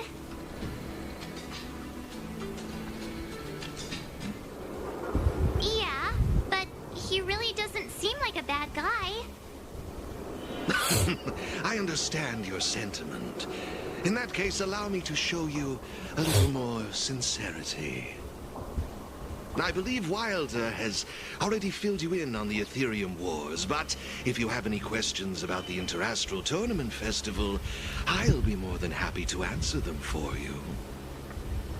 Mr. Giovanni, let me take care of it. It's my job, after all. Don't worry, Wilder. It's only natural that I introduce the festival to my new friends here. You can go ahead and attend to other matters while I show these two around. Thank you, Mr. Giovanni. I'll be off then. Feel free to ask me about the Interastral Tournament Festival and the venue. Is there anything in particular you'd like to know? Belobog's weapon testing ground. At least it was 700 years ago. While renovating this place, we stumbled upon quite a few automaton production lines, all covered in thick layers of dust. Several hundred years ago, the people of Belobog tested the performance of their combat automatons here. But now, under my sponsorship, the IPC and the Ethereum Wars Gaming Association have transformed this place into the competition venue for the tournament. In other words, this place is now my arena. That's all I can share about that at the moment. Is there anything else you'd like to know?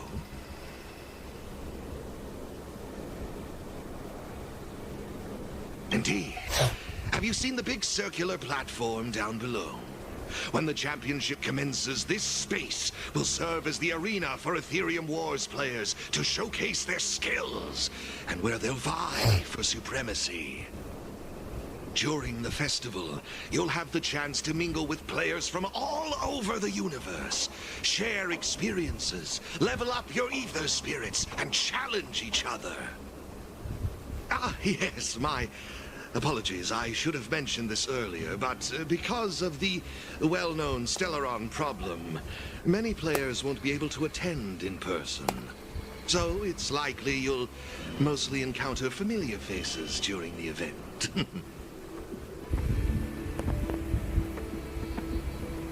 It's simple. First, you need to register your account at a terminal in this festival service hall. Oh, you haven't created one, correct? After you've successfully created and registered your account, I'll delve into all the details of the festival. But for now, you'll have to deal with the suspense for just a little bit longer.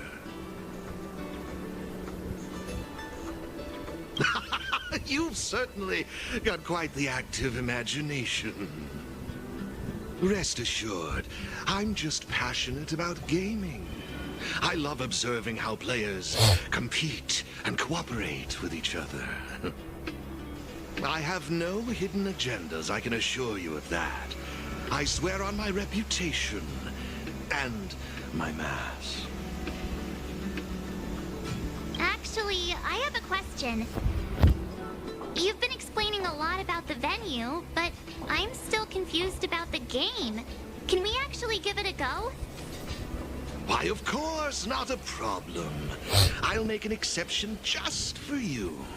You can borrow my ether spirits and experience the thrill of battle.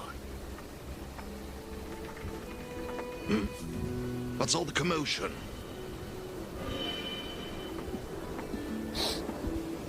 Hey, twerp! Hand over that coin!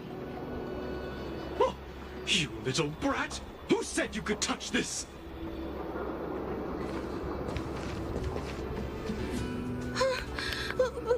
But this is mine. I found it on the ground. Hey, that's enough. Picking on a kid, are we? Outworlder lady, careful. They're dangerous. Wars players.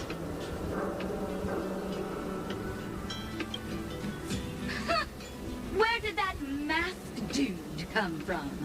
And what does it have to do with you, whether I'm a player or not? Exactly! What's it to you? Sneaking around with a mask on? You must be some kind of creep. What I'm getting at is this. Since you're both players, why not have a showdown to settle the matter? Following the proper rules of the game, of course. But instead of this young boy, I propose that these two young ladies be the challengers. If they lose, the coin will naturally become yours, and you can do as you wish with it. But if you lose, I would kindly ask that you gracefully accept defeat and refrain from causing any more trouble in my arena. Are we all in agreement?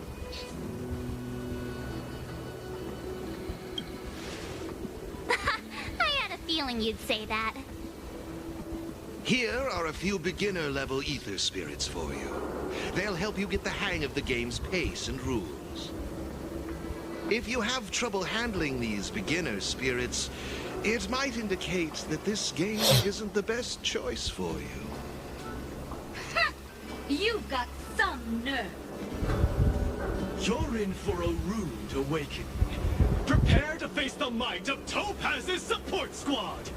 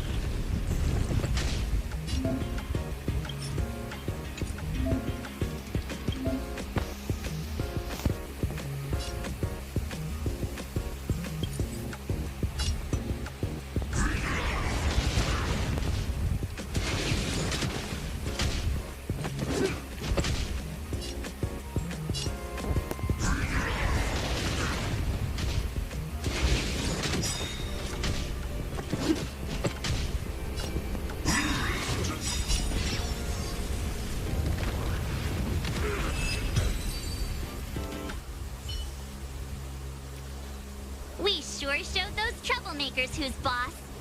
Are you okay, Eric? Thanks, Miss March. I'm fine. Good. Why were those IPC workers threatening you? I don't know. I just found this coin on the floor. Based on the appearance of the coin alone, it's difficult to discern any significance. As for who it belongs to, that's also a mystery. Didn't they mention something else? Topaz? Yeah, they mentioned Miss Topaz. What's that all about? Oh, I know. They said they were members of Miss Topaz's support squad. They said they'd gather the strongest ether spirits from across the universe and give them to her, so she could win the tournament. Uh-huh? Would Miss Topaz stoop so low? I can't believe she'd be that desperate. I think there must be some kind of misunderstanding. I have had some interactions with Miss Topaz, and this doesn't seem like her way of dealing with people. I suppose that means this coin doesn't belong to Miss Topaz after all. I wonder whose it could be. It doesn't seem to have any info on it. Indeed. There is no information on the ether coin that could help us trace it back to its owner. It seems returning it to its rightful owner will be quite the challenge.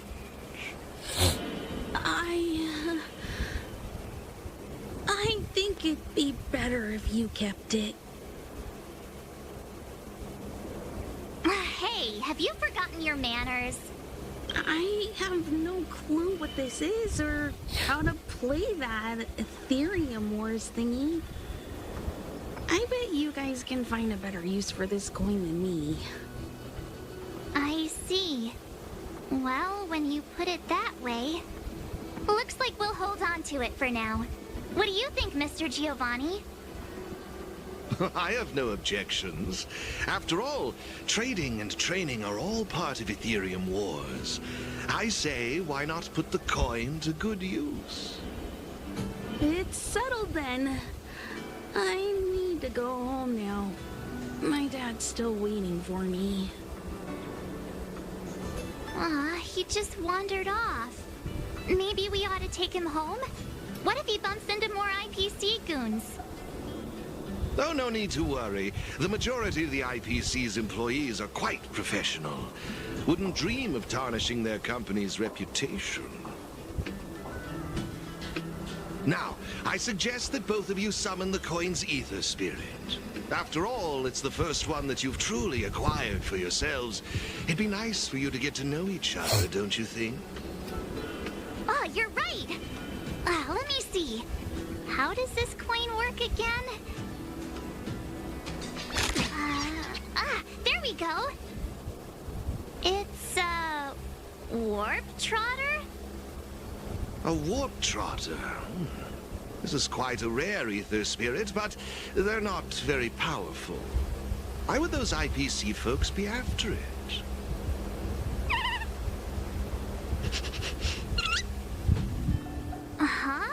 Looks like the little guy's scared. What do we do? What do we do? Did we do something wrong? Don't worry, Ms. March. It's likely the warp trotter is just naturally timid.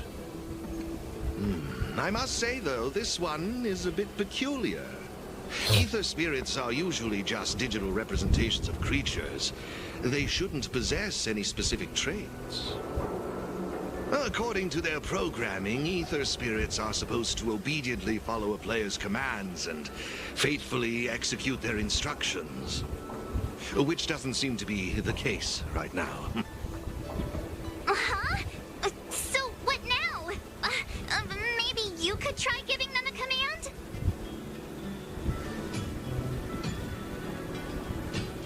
I'm not good at this kind of thing. I think it's best if you do it. I see. They're likely acting this way due to some sort of data anomaly or discrepancy. It would be best to report this issue to the Ethereum Wars project team, so they can address it accordingly. But wouldn't that mean getting rid of them? No way! We can't hand them over to the IPC. Let's just keep them, okay? Awesome! I knew you wouldn't abandon such a cute and defenseless creature. Alrighty then. Let's take this little fella with us to the festival. Now I think it's time we came up with a catchy name for them. Got any good ideas? I'll lend you an extra brain cell.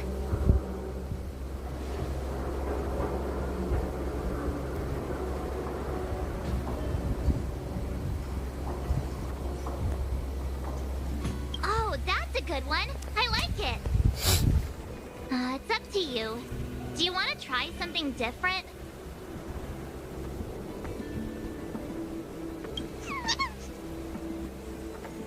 Look! They're reacting! Seems like they really like this name.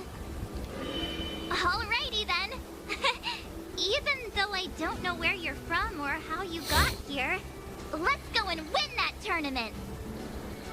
Of course, it'd be even better if we could unravel the mystery of your past along the way. Well, isn't this a delightful turn of events? And now let me show you how to navigate the Ethereum Wars player terminal. Right this way, please.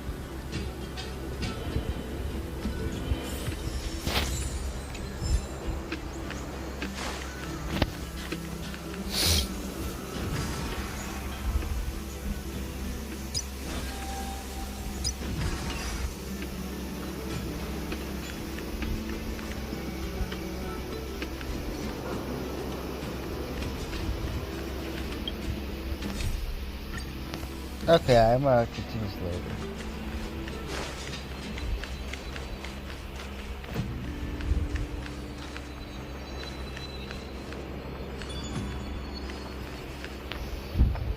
Alright, I'm better nap for that.